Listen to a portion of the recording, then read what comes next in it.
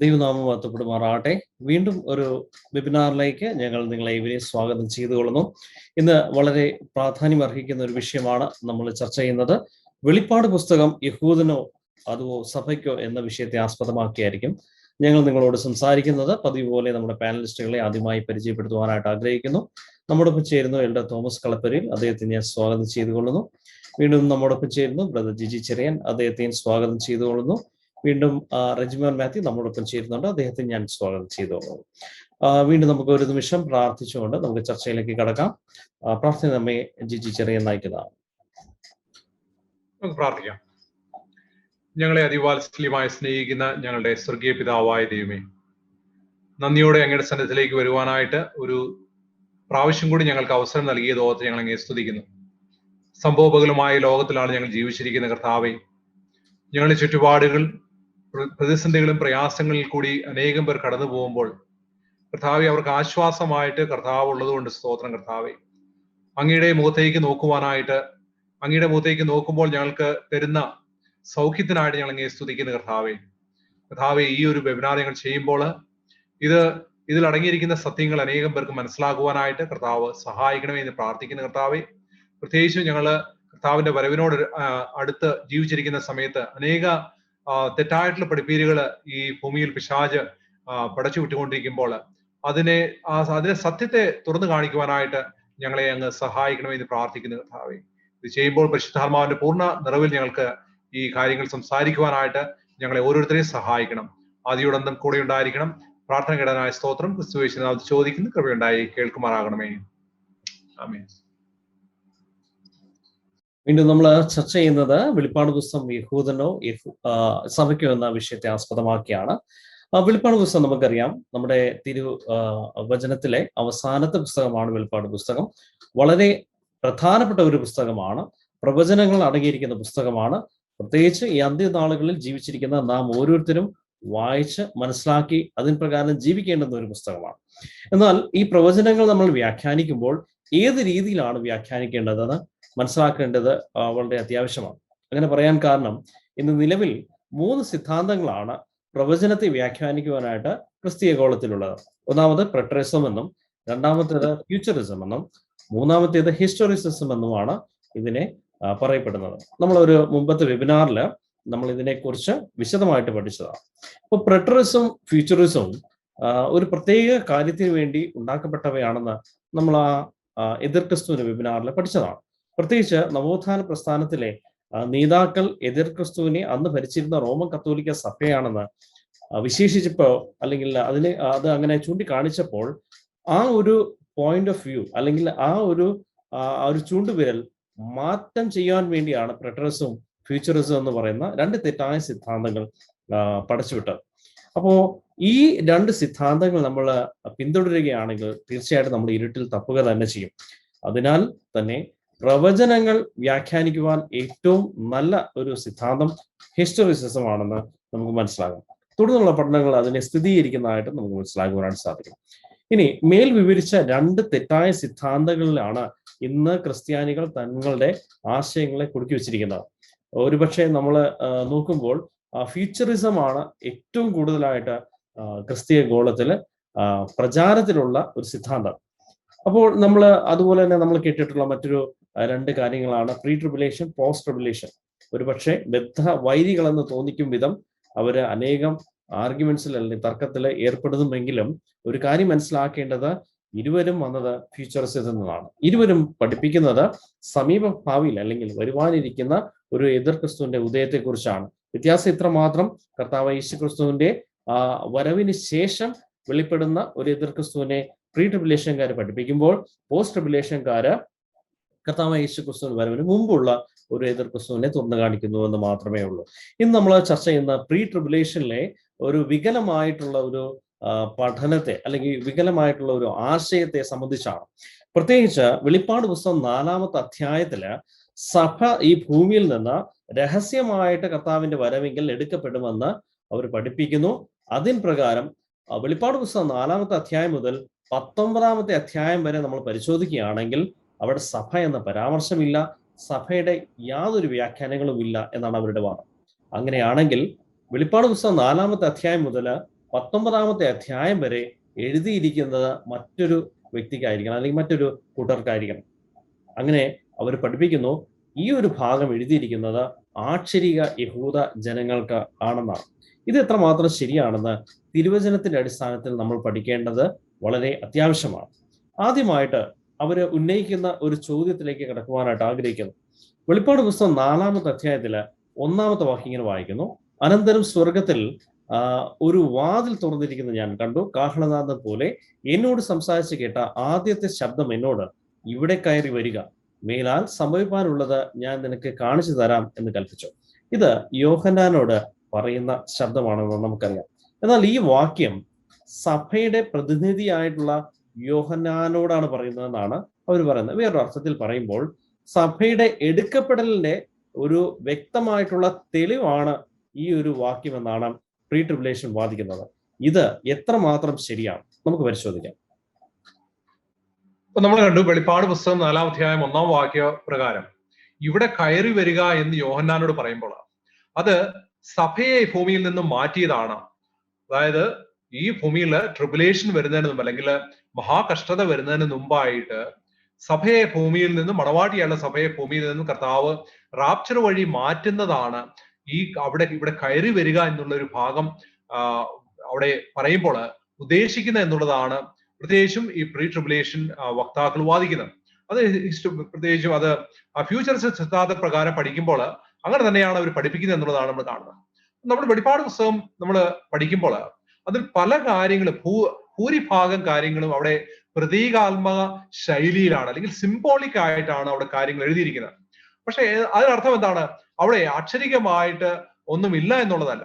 പക്ഷെ ആക്ഷരികവും അതുപോലെ തന്നെ ആത്മീയവുമായിട്ടുള്ള ഭാഗങ്ങള് തിരുവനന്തപുരത്ത് നമ്മൾ തിരിച്ചറിഞ്ഞില്ലെങ്കിൽ നമ്മൾ പലവിധമായിട്ടുള്ള അബദ്ധ വ്യാഖ്യാനങ്ങളിൽ ചെന്നെത്തും എന്നുള്ളതാണ് നമ്മൾ ആദ്യമായിട്ട് മനസ്സിലാക്കേണ്ട ഒരു കാര്യം. അതുപോലെ നമ്മൾ കഴിഞ്ഞ വെബിനാറുകളിലൊക്കെ പറഞ്ഞിട്ടുള്ളതാണ്, ഈ പ്രീ ട്രിബുലേഷൻ ആശയങ്ങളിലെ ഭൂരിഭാഗം കാര്യങ്ങളും വരുന്നത് സ്കോഫിൽ ബൈബിളിന്റെ ഫുട് നോട്ട്സിൽ നിന്നാണ്. 1900-ന്റെ ആരംഭങ്ങളിൽ ആ സമയത്താണ് ഈ സ്കോഫിൽഡ് ബൈബിൾ പ്രസിദ്ധീകരിക്കുന്നതും. അത് ആ ഫുട് നോട്ട്സ് അല്ലെങ്കിൽ സ്റ്റഡി ബൈബിൾ ആയിട്ട് അതിന്റെ താഴെ ഫുട് നോട്ട്സ് എഴുതി, അത് ഈ ഫ്യൂച്ചറിസ്റ്റ് സിദ്ധാന്തങ്ങളാണ് ഈ ഫുട് നോട്ട്സ് ആയിട്ട് മാറിയിരിക്കുന്നത്. അപ്പൊ അത് അനേക സെമിനാരികളിൽ ഒരു സ്റ്റഡി ബൈബിൾ ആയിട്ട് ഉപയോഗിക്കുകയും, അപ്പൊ അങ്ങനെയാണ് ഈ സിദ്ധാന്തം പോപ്പുലർ ആയിട്ട് മാറുന്നത് എന്നുള്ളതാണ് നമ്മൾ കാണുന്നത്. നമ്മൾ കഴിഞ്ഞ ഡിസ്പെൻസിയേഷൻ മുഖാന്തരം അല്ലെങ്കിൽ ഡിസ്പെൻസിയേഷൻ എന്നുള്ള ഒരു വെബിനാറിലെല്ലാം നമ്മൾ പരിശോധിച്ചതാണ്. അപ്പോൾ ഈ ഒരു ഫുട് നോട്ട്സിൽ അല്ലെങ്കിൽ സ്കോഫീൽഡിന്റെ ഈ ഫുട് നോട്ട്സ് പ്രത്യേകിച്ചും ഈ വെളിപ്പാട് പുസ്തകം 4-ാം അധ്യായം 1-ാം വാക്യത്തെ കാണിക്കുന്ന, അല്ലെങ്കിൽ അതിനെ തുടർന്നുള്ള, അല്ലെങ്കിൽ അതിനോടനുബന്ധിച്ചുള്ള ഫുട് നോട്ട്സ് ഇങ്ങനെ വായിക്കുന്നു. നമുക്ക് വായിക്കാം. Come up here, beginning with 4:1.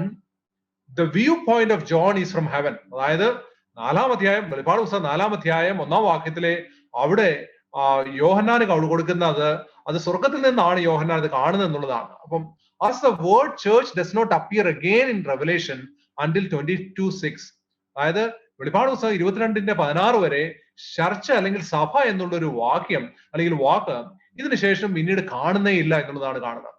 അപ്പം the catching up of John from earth to heaven has been taken to be a symbolic representation of translation of the church as occurring before the events of tribulation described in chapter 6-19. അതായത് യോഹന്നാനെ ഈ ഭൂമിയിൽ നിന്ന് സ്വർഗത്തിലേക്ക് കൊണ്ടുപോകുന്ന, അല്ലെങ്കിൽ catching up of John from earth to heaven, അതൊരു symbolic ആയിട്ട് അല്ലെങ്കിൽ പ്രതീകാത്മകമായിട്ട്, എന്തിന്റെ പ്രതീകമായിട്ടാണ്? സഭയെ ഭൂമിയിൽ നിന്നും മാറ്റുന്നതിന്റെ ഒരു പ്രതീകമായിട്ടാണ് അവിടെ യോഹന്നാനെ ഭൂമിയിൽ നിന്നും ഇവിടെ കയറി വരിക എന്നുള്ള ഒരു ഭാഗം പറയുമ്പോൾ ഉദ്ദേശിക്കുന്നത് എന്നുള്ളതാണ് അവിടെ പറയുന്നത്. കാരണം വെളിപ്പാട് ദിവസം പ്രത്യേകിച്ചും ഈ ഒരു ട്രിബുലേഷൻ ഉണ്ടാകുന്നതിന് മുമ്പായിട്ട് സഭയെ ഇവിടുന്ന് മാറ്റുന്നതിന്റെ പ്രതീകാത്മകമായിട്ടാണ് യോഹന്നാനോട് ഇവിടെ കയറി വരിക എന്ന് പറയുമ്പോൾ ഉദ്ദേശിക്കുന്നത് എന്നുള്ളതാണ് അവിടെ സ്കോഫിൽ എഴുതി വെച്ചിരിക്കുന്ന കാര്യം. അപ്പോൾ ഈ ഒരു വ്യാഖ്യാനം തെറ്റാണെന്ന് തെളിയിക്കാനായിട്ട് വളരെ പ്രധാനപ്പെട്ട ഒരു തെളിവ് ഇതിന്റെ അടുത്ത വാക്യത്തിൽ തന്നെ തരുന്നുണ്ട്. നമുക്ക് വെളിപ്പാട് പുസ്തകം 4-ാം അധ്യായം 2-ാം വാക്യം ഒന്ന് വായിച്ചു നോക്കാം. അവിടെ ഇങ്ങനെ വായിക്കുന്നു: ഉടനെ ഞാൻ ആത്മവിവശനായി സ്വർഗത്തിൽ ഒരു സിംഹാസനം വെച്ചിരിക്കുന്നതും സിംഹാസനത്തിൽ ഒരുവൻ ഇരിക്കുന്നതും കണ്ടു. അപ്പോൾ അവിടെ ഒരു കാര്യം നമ്മൾ നോട്ട് ചെയ്യേണ്ടത് എന്താണ്? അവിടെ ആത്മവിവശനായി എന്നുള്ളൊരു ഭാഗമുണ്ട്. അപ്പോൾ അല്ലെങ്കിൽ ഇൻ ദ സ്പിരിറ്റ്. അപ്പോൾ ഇൻ ദ സ്പിരിറ്റ് എന്ന് പറയുന്ന ഇതേ ഒരു ഭാഗം തന്നെ, അല്ലെങ്കിൽ ഇതേ ഒരു കാര്യം തന്നെ വെളിപ്പാട് പുസ്തകത്തിൽ വീണ്ടും 3 പ്രാവശ്യം പറയുന്നുണ്ട്. അത് നമുക്കത് പരിശോധിച്ച് നോക്കാം. വെളിപ്പാടിന്റെ 1-10 ഇങ്ങനെ വായിക്കുന്നു: കർത്തൃ ദിവസത്തിൽ ഞാൻ ആത്മവിവശനായി. അതുപോലെ വെളിപ്പാട് 17:3 അവൻ എന്നെ ആത്മാവിൽ മരുഭൂമിയിലേക്ക് കൊണ്ടുപോയി. വെളിപ്പാട് 21:10 വായിക്കുന്നു, അവൻ എന്നെ ആത്മവിശുദ്ധയിൽ ഉയർന്നൊരു വൻമലയിന്മേൽ കൊണ്ടുപോയി. അപ്പോൾ എന്താണ് ഇത് കൊണ്ട് ഉദ്ദേശിക്കുന്നത്? അതായത് ദൈവം സമയത്തിനതീതമായിട്ട് യോഹന്നാനെ വരുവാനിരിക്കുന്ന കാര്യങ്ങളെ ചൂണ്ടിക്കാണിക്കാനായി അല്ലെങ്കിൽ കാണിക്കുവാനായിട്ട് ദൈവം കൊണ്ടുപോവുകയാണ്. അതായത് ഒരു ഒരു ഒരു പനോരമിക് വ്യൂ, അത് ഫ്യൂച്ചറിലേക്കും അതുപോലെ തന്നെ പാസ്റ്റിലേക്കും നോക്കുവാനായിട്ടുള്ള ഒരു പനോരമിക് വ്യൂ ദൈവം യോഹന്നാന് കൊടുക്കുകയാണ്.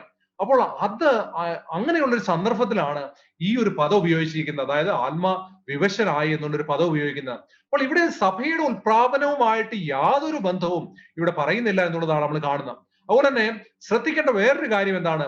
യോഹന്നാൻ 4 അല്ലെങ്കിൽ വെളിപ്പാട് പുസ്തകം 4-ാം അധ്യായം 1-ാം വാക്യത്തില് എന്നോട് ഇവിടെ കയറി വരിക എന്നുള്ള പരാമർശം അവിടെ സഭയാണ് സൂചിപ്പിക്കുന്നതെങ്കിൽ, വെളിപ്പാട് 6-ാമത്തെ അധ്യായത്തിലേക്ക് നമ്മൾ വരുമ്പോൾ അവിടെ യോഹന്നാനോട് വരിക എന്ന് പറയുമ്പോൾ അതും എന്തുകൊണ്ട് സഭയോട് പറയുന്ന ആയിക്കൂടാ എന്നുള്ളത് നമുക്ക് ന്യായമായിട്ട് ചോദിക്കാവുന്ന ഒരു കാര്യമാണ്. വെളിപ്പാട് നമുക്കൊന്ന് വായിച്ചു നോക്കാം. വെളിപ്പാട് 6-ാം അധ്യായം 1-ാം വാക്യത്തിൽ ഇങ്ങനെ വായിക്കുന്നു, കുഞ്ഞാട് മുദ്രകളിൽ ഒന്ന് പൊട്ടിച്ചപ്പോൾ നീ വരിക എന്ന് 4 ജീവികളിൽ ഒന്ന് ഇടിമുഴക്കം പോലെ പറയുന്നത് ഞാൻ കേട്ടു. അവിടെ 3-ാമത്തെ വാക്യത്തിൽ ഇങ്ങനെ പറയുന്നു, 2-ാം മുദ്ര പൊട്ടിച്ചപ്പോൾ വരിക എന്ന് എന്ന 2-ാം ജീവി പറയുന്നത് കേട്ടു. 5-ാമത്തെ വാക്യത്തിലും അത് തന്നെ വരിക എന്ന് പറയുന്നു. 7-ാം വാക്യത്തിലും അവിടെ 4-ാം മുദ്ര പൊട്ടിച്ചപ്പോൾ വരിക എന്ന് 4-ാം ജീവിയുടെ പറയുന്നത് കേട്ടു. അപ്പോൾ അവിടെ യോഹന്നാനോട് വരിക എന്ന് പറയുമ്പോൾ 4-ാം അധ്യായം 1-ാം വാക്യത്തിൽ അവിടെ കയറി വരിക എന്ന് പറയുമ്പോൾ അത് സഭയോടാകുന്നു. പിന്നെ ബാക്കിയുള്ള ഭാഗങ്ങളിലെല്ലാം വരിക എന്ന് പറയുമ്പോൾ അതെങ്ങനെയാണ് യോഹന്നാനോട് ആകുന്നത് എന്നുള്ളതാണ് നമ്മൾ ചോദിക്കുന്നത്. അപ്പോൾ ഇവിടെ എന്താണ് നമുക്ക് ഇതിൽ നിന്ന് മനസ്സിലാകുന്നത്? ഒരു ഭാഗത്തും യോഹന്നാൻ സഭയുടെ ഒരു റെപ്രസെന്റേറ്റീവ് ആയിട്ട് അവിടെ കാണിക്കുന്നതായിട്ട് ഒരിടത്തും പറയുന്നില്ല. അതുകൊണ്ട് യോഹന്നാനോട് ഇവിടെ കയറി വരിക എന്ന് പറയുമ്പോൾ അത് സഭയുടെ ഉത്പ്രാപനവുമായിട്ട് യാതൊരു ബന്ധവും അവിടെ നമുക്ക് കാണാനായിട്ട് സാധിക്കുന്നില്ല എന്നുള്ളതാണ് നമ്മൾ ഇതിൽ നിന്ന് മനസ്സിലാക്കേണ്ടത്. നമുക്കിനി തുടർന്നുള്ള ഭാഗങ്ങൾ പരിശോധിക്കാം. തിരുവചനത്തില് ചില കാര്യങ്ങൾ ആക്ഷരികമായിട്ടും ചില കാര്യങ്ങൾ പ്രതീകാത്മകമായിട്ടും കൊടുത്തിട്ടുണ്ട്. അപ്പൊ ഇത് നമുക്ക് ഇന്റർചേഞ്ച് ചെയ്യാനായിട്ട് നമുക്ക് അനുവാദമില്ല എന്നതാണ് സത്യം.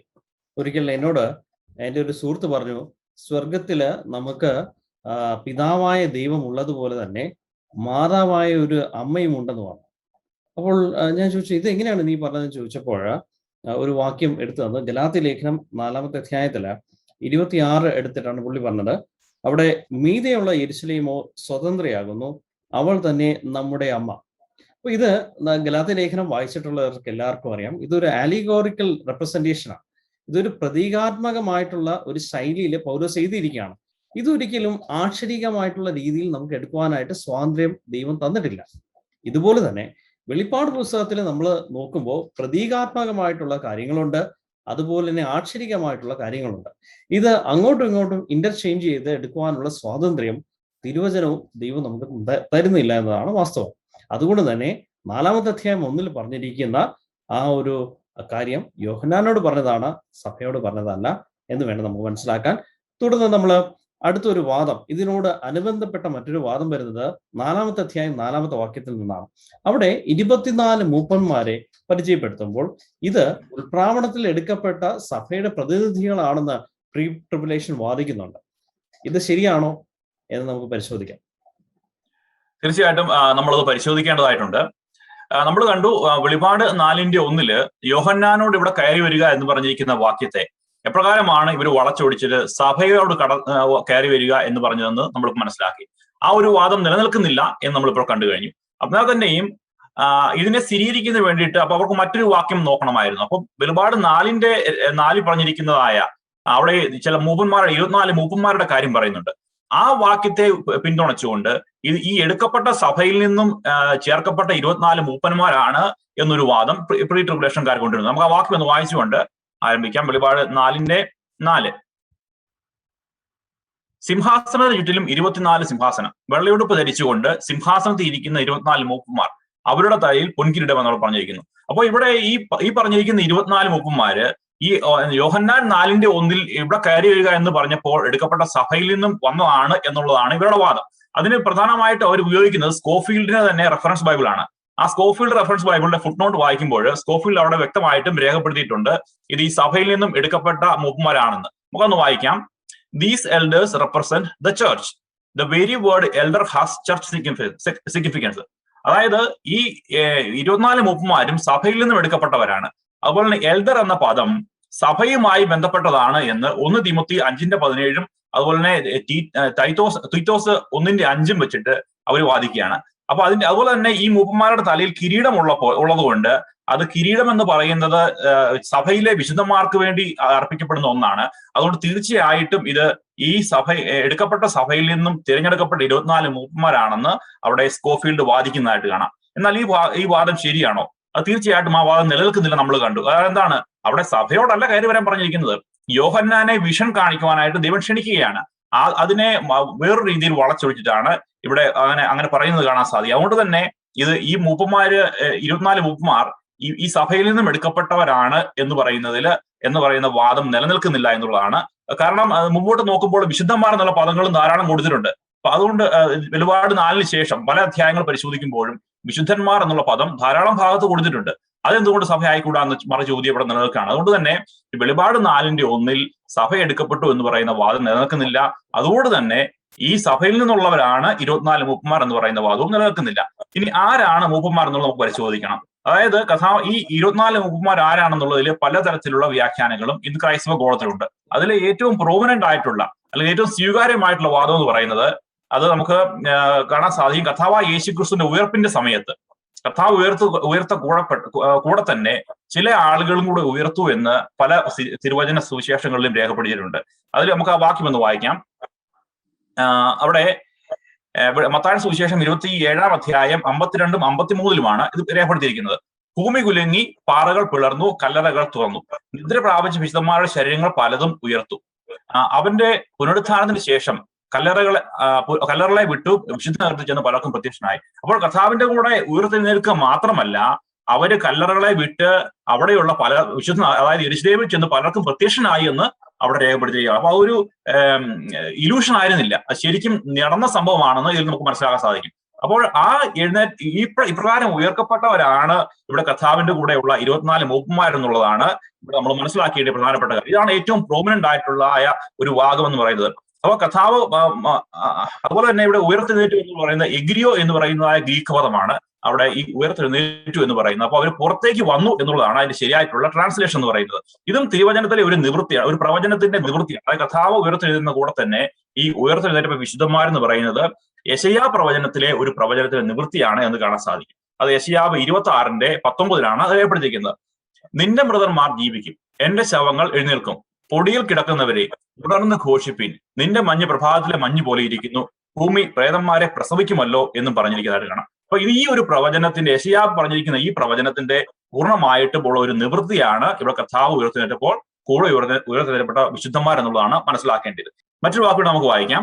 അതായത് 1 കൊരിന്ത്യർ 15:20 ഇപ്രകാരം പറയുന്നത്, നിങ്ങൾ ക്രിസ്തു നിന്ദിര കൊണ്ടവരിൽ ആദിഫലമായി മരിച്ചവരുടെ ഇടയിൽ നിന്നും ഉയർത്തെഴുന്നേറ്റിരിക്കുന്നു. അപ്പൊ കർത്താവായ യേശു ക്രിസ്തു ആദിഫലമായിട്ട് മരിച്ചവരുടെ ഇടയിൽ നിന്ന് ഉയർത്തെഴുന്നേറ്റതാണ് എന്ന് ഈ വാക്യം നമ്മളോട് പറയുന്നു. അപ്പൊ നമുക്കറിയാം, അതായത് സമാഗമന കൂടാര ശുശ്രൂഷകൾ പഠിക്കുമ്പോൾ അവിടെ ഉണ്ടായിരുന്ന ഒരു പ്രധാനപ്പെട്ട ഒരു ഇതായിരുന്നു ആദിഫല കറ്റയുടെ പെരുന്നാൾ എന്ന് പറയുന്നത്. അവിടെ മഹാപുരോഹിതൻ അവിടെ ഒരുപിടി കറ്റയുമായിട്ട് അവരുടെ ഒരു വർഷത്തെ വിളവിന്റെ ഫലമായിട്ട് അവര് ഒരുപിടി കറ്റയുമായി അവിടെ കയറി ചെന്ന് ഇതിന്റെ നിരാജനം ചെയ്യുന്നതായിട്ട് കാണാൻ സാധിക്കും. അപ്പൊ കർത്താവായ യേശു ക്രിസ്തു സ്വർഗ്ഗാരോഹണം ചെയ്യുമ്പോൾ കർത്താവ് ഇപ്രകാരം ക്രിസ്തുവിനോടൊപ്പം ഈ ഉയർത്തെഴുന്നേറ്റപ്പെട്ട ആളുകളും ഉണ്ടായിരുന്നു എന്ന് കാണാൻ സാധിക്കും. സമാഗമന കൂടാരത്തിൽ ഒരു മഹാപുരോഹിതനും അനേകം പുരോഹിതന്മാരും ഉണ്ടായിരുന്നു എന്നുള്ളതാണ് നമ്മൾ മനസ്സിലാക്കുന്നത്. എന്നാൽ പ്രധാനമായും 24 മൂപ്പന്മാരുണ്ടായിരുന്നുവെന്ന് 1 ദിനവൃത്താന്തം 24:4-5 വായിക്കുമ്പോൾ അവിടെ നമുക്ക് കാണാൻ സാധിക്കും. അപ്പൊ അതിനാല് ക്രിസ്തു എന്ന മഹാപുരോഹിതനോടൊപ്പം സ്വർഗീയ മന്ദിരത്തിൽ ശുശ്രൂഷ ചെയ്യുന്ന പുരോഹിതന്മാരാകണം 24 മൂപ്പന്മാരെന്ന് മനസ്സിലാക്കാൻ സാധിക്കും. ഇവർ ഭൂമിയിൽ നിന്നും വീണ്ടെടുക്കപ്പെട്ടവരാകണമെന്നുള്ളതാണ് നമ്മൾ മനസ്സിലാക്കേണ്ടത്. ഇനി വെളിപാട് പുസ്തകം പഠിക്കുമ്പോൾ നമുക്കവിടെ കാണാൻ സാധിക്കും. വെളിപാട് പുസ്തകത്തില് 5-ാം അധ്യായത്തിന്റെ 8 തൊട്ട് 10 വരെ വായിക്കുമ്പോൾ അവിടെ ഇപ്രകാരം രേഖപ്പെടുത്തിയിരിക്കുന്നു. അതായത് അവിടെ പുസ്തകം വാങ്ങുന്ന ഒരു ഭാഗമുണ്ട്. അതായത് ചെറിയ പുസ്തകം വാങ്ങുവാൻ തക്കവണ്ണം യോഗ്യൻ ആരുള്ളൂ എന്ന് ചോദിക്കുന്ന ഭാഗമാണ് ഇത്. അപ്പൊ അവിടെ ആ പുസ്തകം വാങ്ങിയപ്പോൾ 4 ജീവികളും 24 മൂപ്പന്മാരും ഓരോരുത്തരും വീണയും വിശുദ്ധന്മാരുടെ പ്രാർത്ഥനയും ധൂപവർക്കവും നിറഞ്ഞ പൊൻകലശവും പിടിച്ചുകൊണ്ട് കുഞ്ഞാടന് മുമ്പാകെ വീണു. പുസ്തകം വാങ്ങുവാനും അതിനെ മുദ്ര പൊട്ടിപ്പാനും നീ യോഗ്യൻ. നീ അർക്കപ്പെട്ടു, നിന്റെ രക്തം കൊണ്ട് സർവ്വഗോത്രത്തിലും ഭാഷയിലും വംശത്തിലും ജാതിയിലും നിന്നുള്ളവരെ ദൈവത്തിനായി വിലയ്ക്ക് വാങ്ങി. ഞങ്ങളുടെ ദൈവത്തിനും അവന്റെ രാജ്യവും പുരോഹിതന്മാരും ആക്കി വെച്ചു. അവർ ഭൂമിയിൽ വാഴുന്നു എന്നൊരു പുതിയ പാട്ട് പാടുന്നതായിട്ട് കാണാൻ സാധിക്കും. അപ്പോൾ എന്താണ് മനസ്സിലാക്കേണ്ടത്? അപ്പോ ആ 24 മൂപ്പന്മാരും അവിടെ വീണതായിട്ട് അവിടെ കാണാൻ സാധിക്കും. അപ്പൊ ആരാണ് ഈ 24 മൂപ്പന്മാർ എന്ന് പറയുന്നത്? കർത്താവിനോട് കൂടി എടുക്കപ്പെട്ട, കർത്താവിനോട് കൂടെ ഉയർത്തിനേറ്റപ്പെട്ട ആ വ്യക്തികളാണ് 24 മൂപ്പന്മാര്. അവര് കർത്താവ് ആദിഫലമായി പിതാവിന് മുമ്പ് സമർപ്പിച്ചവരാണ് ഇത് എന്നുള്ളതാണ് മനസ്സിലാക്കേണ്ടത്. അവിടെ വെളിപാട് 4:4 പറയുന്ന 24 മൂപ്പന്മാർ ഇവിടെ രഹസ്യ ഉൾപ്രാവണത്തിൽ എടുക്കപ്പെട്ട, സഭയിൽ നിന്നും എടുക്കപ്പെട്ട ഏതെങ്കിലും 24 പേരാണ് എന്നുള്ള വാദം നിലനിൽക്കുന്നില്ല. ഇവിടെ കർത്താവിന്റെ ഉയർപ്പിനോട് കൂടെ ഉയർത്തപ്പെട്ടവരാണ് എന്നുള്ള വാദമാണ് കൂടുതലായിട്ടും പ്രൂവനന്റ് ആയിട്ടുള്ള വാദം. നമുക്കിനി തുടർന്ന് പഠിക്കാം. എന്തുകൊണ്ടാണ് പ്രീ ട്രിബുലേഷൻകാർ സഭ ഈ ഭൂമിയിൽ നിന്ന് മഹോപദ്രവത്തിന് മുമ്പായിട്ട് എടുക്കപ്പെടുമെന്ന് വാദിക്കുന്നത്? ഒരുപക്ഷെ അതൊരു ഫാൾസ് പ്രോമിസ് ആണ്. നമ്മുടെ ഭൗമിക പിതാക്കന്മാർ പോലും നമുക്കൊരു ഫാൾസ് പ്രോമിസ് തരാറില്ല, അല്ലെങ്കിൽ തെറ്റായിട്ടുള്ളൊരു വാഗ്ദത്തം തരാറില്ല. സ്വർഗീയ പിതാവ് തരുന്ന വാഗ്ദത്തം നമ്മളെ മഹോപദ്രവത്തിൽ കൂടി കടന്നുപോയാലും നമ്മളെ രക്ഷിക്കുമെന്ന വാഗ്ദത്തമാണ്. എന്നാൽ തിരുവചന പ്രകാരം എന്താണ് ബൈബിൾ പറഞ്ഞിരിക്കുന്നത്? കുറച്ചുകൂടെ വ്യക്തത വരുത്തി കഴിഞ്ഞാൽ സഭ മഹോപദ്രവത്തിൽ കൂടെ കടന്നു പോകുമോ, അതോ അതിനു മുമ്പേ പ്രീ ട്രിബുലേഷൻകാർ വാദിക്കുന്നത് പോലെ സഭ ഈ ഭൂമിയിൽ നിന്ന് രഹസ്യമായിട്ട് എടുക്കപ്പെടുന്നു? എന്താണ് അതിന്റെ ഉത്തരം? സാധാരണ പ്രീ ട്രിബുലേഷൻ വാക്താക്കളുടെ മറ്റൊരു വാദം വെളിപ്പാടിന്റെ 3:10 നിന്നുമാണ്. അവിടെ നമുക്ക് അത് ഇങ്ങനെ വായിക്കാം: സഹിഷ്ണുതയുള്ള എന്റെ വചനം നീ കാത്തുകൊണ്ടതിനാൽ ഭൂമിയിൽ വസിക്കുന്നവരെ പരീക്ഷിക്കേണ്ടതിന് ഭൂതലത്തിലെങ്ങും വരുവാനുള്ള പരീക്ഷാകാലത്ത് ഞാനും നിന്നെ കാക്കും. ഇവിടെ കാക്കും എന്ന വാക്കിന് ഗ്രീക്ക് അത് ഉപയോഗിച്ചിരിക്കുന്ന വാക്ക് എക്ക എന്നാണ്.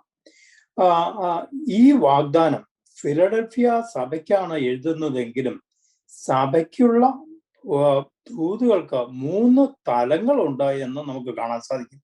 ഒന്ന്, ഇത് ഏഷ്യ മൈനറിലെ പ്രാദേശിക സഭകൾക്ക് വേണ്ടിയുള്ള ദൂതുകളാണ്. അതുപോലെ തന്നെ ഇത് ആഗോള ദൈവസഭയുടെ ചരിത്രത്തിന്റെ ഭാഗവും കൂടിയാണ്. മൂന്നാമതായി, ഈ ദൂതുകൾ നാം ഓരോരുത്തരോടുമുള്ള ക്രിസ്തുവിന്റെ സന്ദേശവും കൂടിയാണ് എന്ന് നമുക്ക് കാണാൻ സാധിക്കും. കാക്കും എന്ന വാക്കിന് 2 ഗ്രീക്ക് പദങ്ങൾ ഉപയോഗിക്കാറുണ്ട്.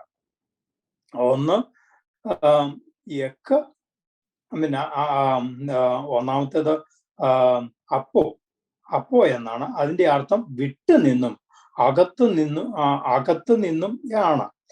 രണ്ടാമത്തേത് എക്ക് എന്ന പദമാണ്, അതിന്റെ അർത്ഥം അകത്തു നിന്നും ആണ്. വെളിപ്പാടിന്റെ 3:10 എക്ക് എന്ന പദമാണ് ഉപയോഗിച്ചിരിക്കുന്നത്. നമ്മൾ നേരത്തെ കണ്ടതാണ്. അതുകൊണ്ട് വെളിപ്പാടിന്റെ 3:10 ഇങ്ങനെയാണ് വരേണ്ടിയിരുന്നത്, അല്ലെങ്കിൽ ഇങ്ങനെ വായിക്കാം: ഭൂതലത്തിൽ എങ്ങും വരുവാനുള്ള പരീക്ഷാകാലത്ത് ഞാനും നിന്നെ കാക്കും എന്നാണെന്ന് മനസ്സിലാക്കാൻ സാധിക്കും. അതിനാല് സഭ മഹോപദ്രവത്തിന് മുമ്പേ എടുക്കപ്പെടുമെന്ന് വ്യാഖ്യാനിക്കാൻ സാധിക്കുകയില്ല എന്നും നമുക്ക് മനസ്സിലാക്കാം. ദാനിയലിനെ സിംഹക്കുഴിയിൽ നിന്നും ദാനിയലിന്റെ കൂട്ടുകാരെ തീച്ചൂളയിൽ നിന്ന് രക്ഷിച്ച ദൈവം തന്റെ സഭയെയും ഈ വലിയ കഷ്ടതയിൽ നിന്നും സംരക്ഷിക്കുന്നു എന്നും നമുക്ക് മനസ്സിലാക്കാം. കൂടാതെ 10 ബാധകളുടെ സമയത്ത് ഇസ്രായേൽ ജനത ഈജിപ്തിലായിരുന്നു എന്നും നമ്മൾ ഓർക്കേണ്ടതായിട്ടുണ്ട്. അവിടെ ഈജിപ്റ്റ് അവര് മഹോപദ്രവത്തിൽ അവിടെ ബാധകൾ കടന്നു പോകുന്ന സമയത്താണ് അവരെ കാത്തിരുന്നു എന്നാണ് നമ്മൾ മനസ്സിലാക്കേണ്ടത്. നമുക്ക് ഒരു വാക്യം കൂടി നമുക്ക് നോക്കാം. അത് യെശയ്യാവിന്റെ 26:20-21 എന്റെ ജനമേ, വന്ന് നിന്റെ അറകളിൽ കടന്നു വാതിലുകളെ അടയ്ക്കാൻ, ക്രോധം കടന്നു പോകുവോളം അല്പനേരത്തേക്ക് ഒളിച്ചിരിക്കുക. യഹോവ ഭൂവാസികളെ അവരുടെ അകൃത്യ നിമിത്തം സന്ദർശിക്കുവാൻ തന്റെ സ്ഥലത്ത് നിന്ന് ഇതാ വരുന്നു. ഭൂമി താൻ കുടിച്ച രക്തം ഒക്കെയും വെളിപ്പെടുത്തും. തന്നിലുള്ള ഹതന്മാരെ ഇനി മൂടി വെക്കുകയുമില്ല. ഇതിൽ നിന്നെല്ലാം ട്രിബുലേഷൻ കാലത്ത് സഭ ഈ ഭൂമിയിൽ ഉണ്ടായിരിക്കുമെന്നും അതിനു മുമ്പ് എടുക്കപ്പെടുകയില്ല എന്ന് നമുക്ക് വ്യക്തമായി മനസ്സിലാക്കാൻ സാധിക്കും. പ്രീട്രിബുലേഷൻ വാദിക്കുന്നത് വെളിപ്പാട് പുസ്തകം 4-ാമത്തെ അധ്യായത്തിന് ശേഷം സഭ എന്ന പരാമർശം തിരുവചനത്തിൽ വരുന്നില്ല എന്നതാണ്. അതുകൊണ്ട് തന്നെ സഭ ഈ ഭൂമിയിൽ നിന്ന് എടുക്കപ്പെടേണ്ടതായിട്ടുണ്ട്. അതുപോലെ തന്നെ ഈ ഭൂമിയിൽ അല്ലെങ്കിൽ ഈ ഭൂമിയിൽ നിലനിൽക്കുന്ന യഹൂദന് വേണ്ടിയുള്ള ദൂതുകളാണ് 4 മുതൽ 19 വരെയുള്ള വാക്യങ്ങൾ അല്ലെങ്കിൽ അധ്യായങ്ങളിൽ പരാമർശിച്ചിരിക്കുന്നതാണ് അവരുടെ വാദം. അത് എത്രമാത്രം ശരിയാണ്? അതല്ല എങ്കിൽ തിരുവചനത്തിന് അതിന് വ്യക്തമായിട്ടുള്ള തെളിവുകളുണ്ടോ എന്നതാണ് ചോദ്യം.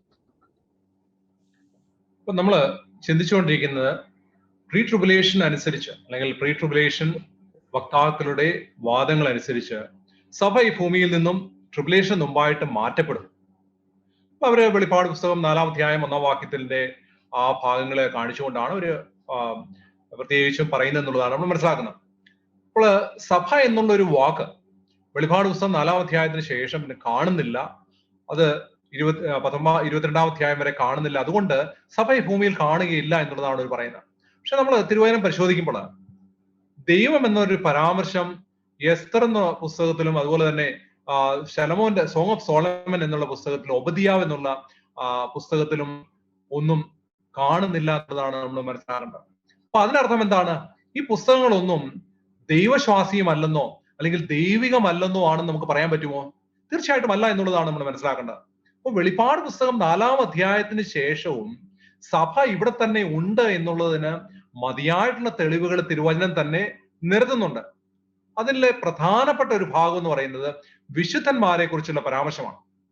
നമ്മൾ നേരത്തെ കണ്ടതുപോലെ അല്ലെങ്കിൽ പഴയ വെബിനാറുകളിലൊക്കെ നമ്മൾ കണ്ടതുമാണ്, വെളിപ്പാട് പുസ്തകത്തിന് ദാനിയേലിന്റെ പുസ്തകവുമായിട്ട് വളരെ അഭേദ്യമായിട്ടുള്ള ബന്ധമുണ്ട് എന്നുള്ളതാണ്. നമ്മൾ തിരുവചനം പഠിക്കുമ്പോൾ, പ്രത്യേകിച്ച് പ്രവചനം പഠിക്കുമ്പോൾ, ദാനിയേലിന്റെ പുസ്തകവും വെളിപ്പാട് പുസ്തകവും ഒരുമിച്ച് പഠിക്കുമ്പോൾ മാത്രമേ പലവിധമായിട്ടുള്ള രഹസ്യങ്ങളുടെ ചുരുളഴിയുന്നതായിട്ട് നമ്മൾ കാണുന്നത്.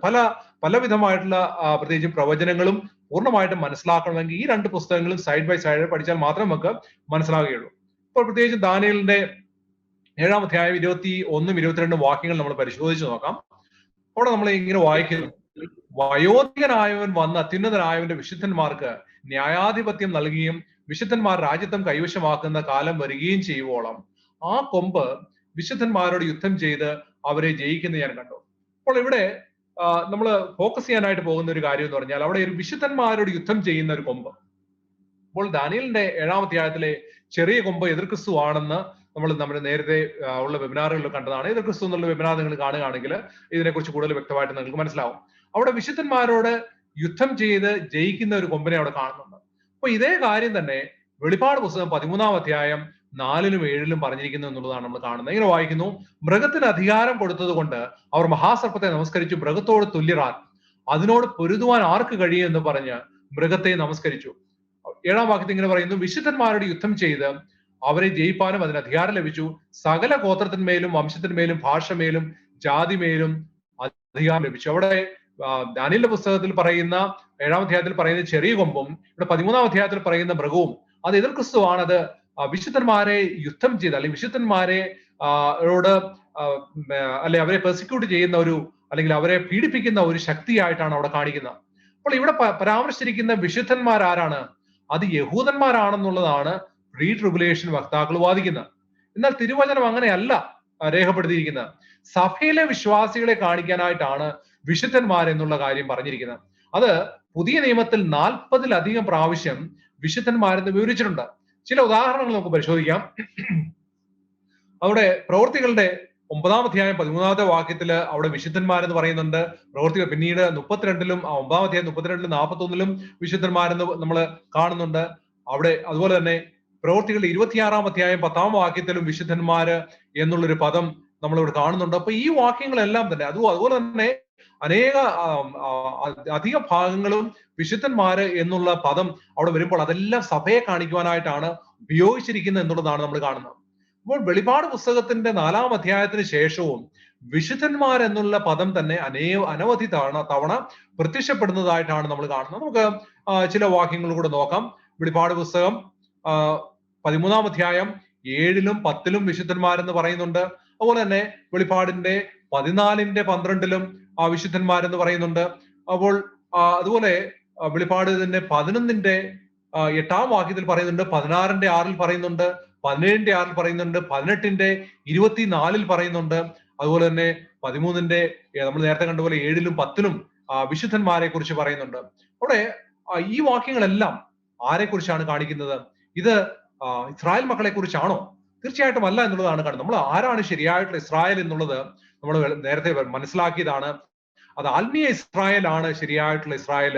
അക്ഷരിക ഇസ്രായേലിന്റെ പ്രാധാന്യം കഴിഞ്ഞുപോയി. AD 34 ദൈവം അവരുമായിട്ട് ഇടപെടുന്ന ആ സമയം അവസാനിച്ചു, അല്ലെങ്കിൽ അവർക്ക് കൊടുത്തിരുന്ന ആ 70 ആഴ്ചവട്ടക്കാലം അവിടെ പൂർത്തീകരിക്കുന്ന AD 34 പൂർത്തീകരിക്കുന്നതായിട്ടാണ് നമ്മൾ കാണുന്നത്.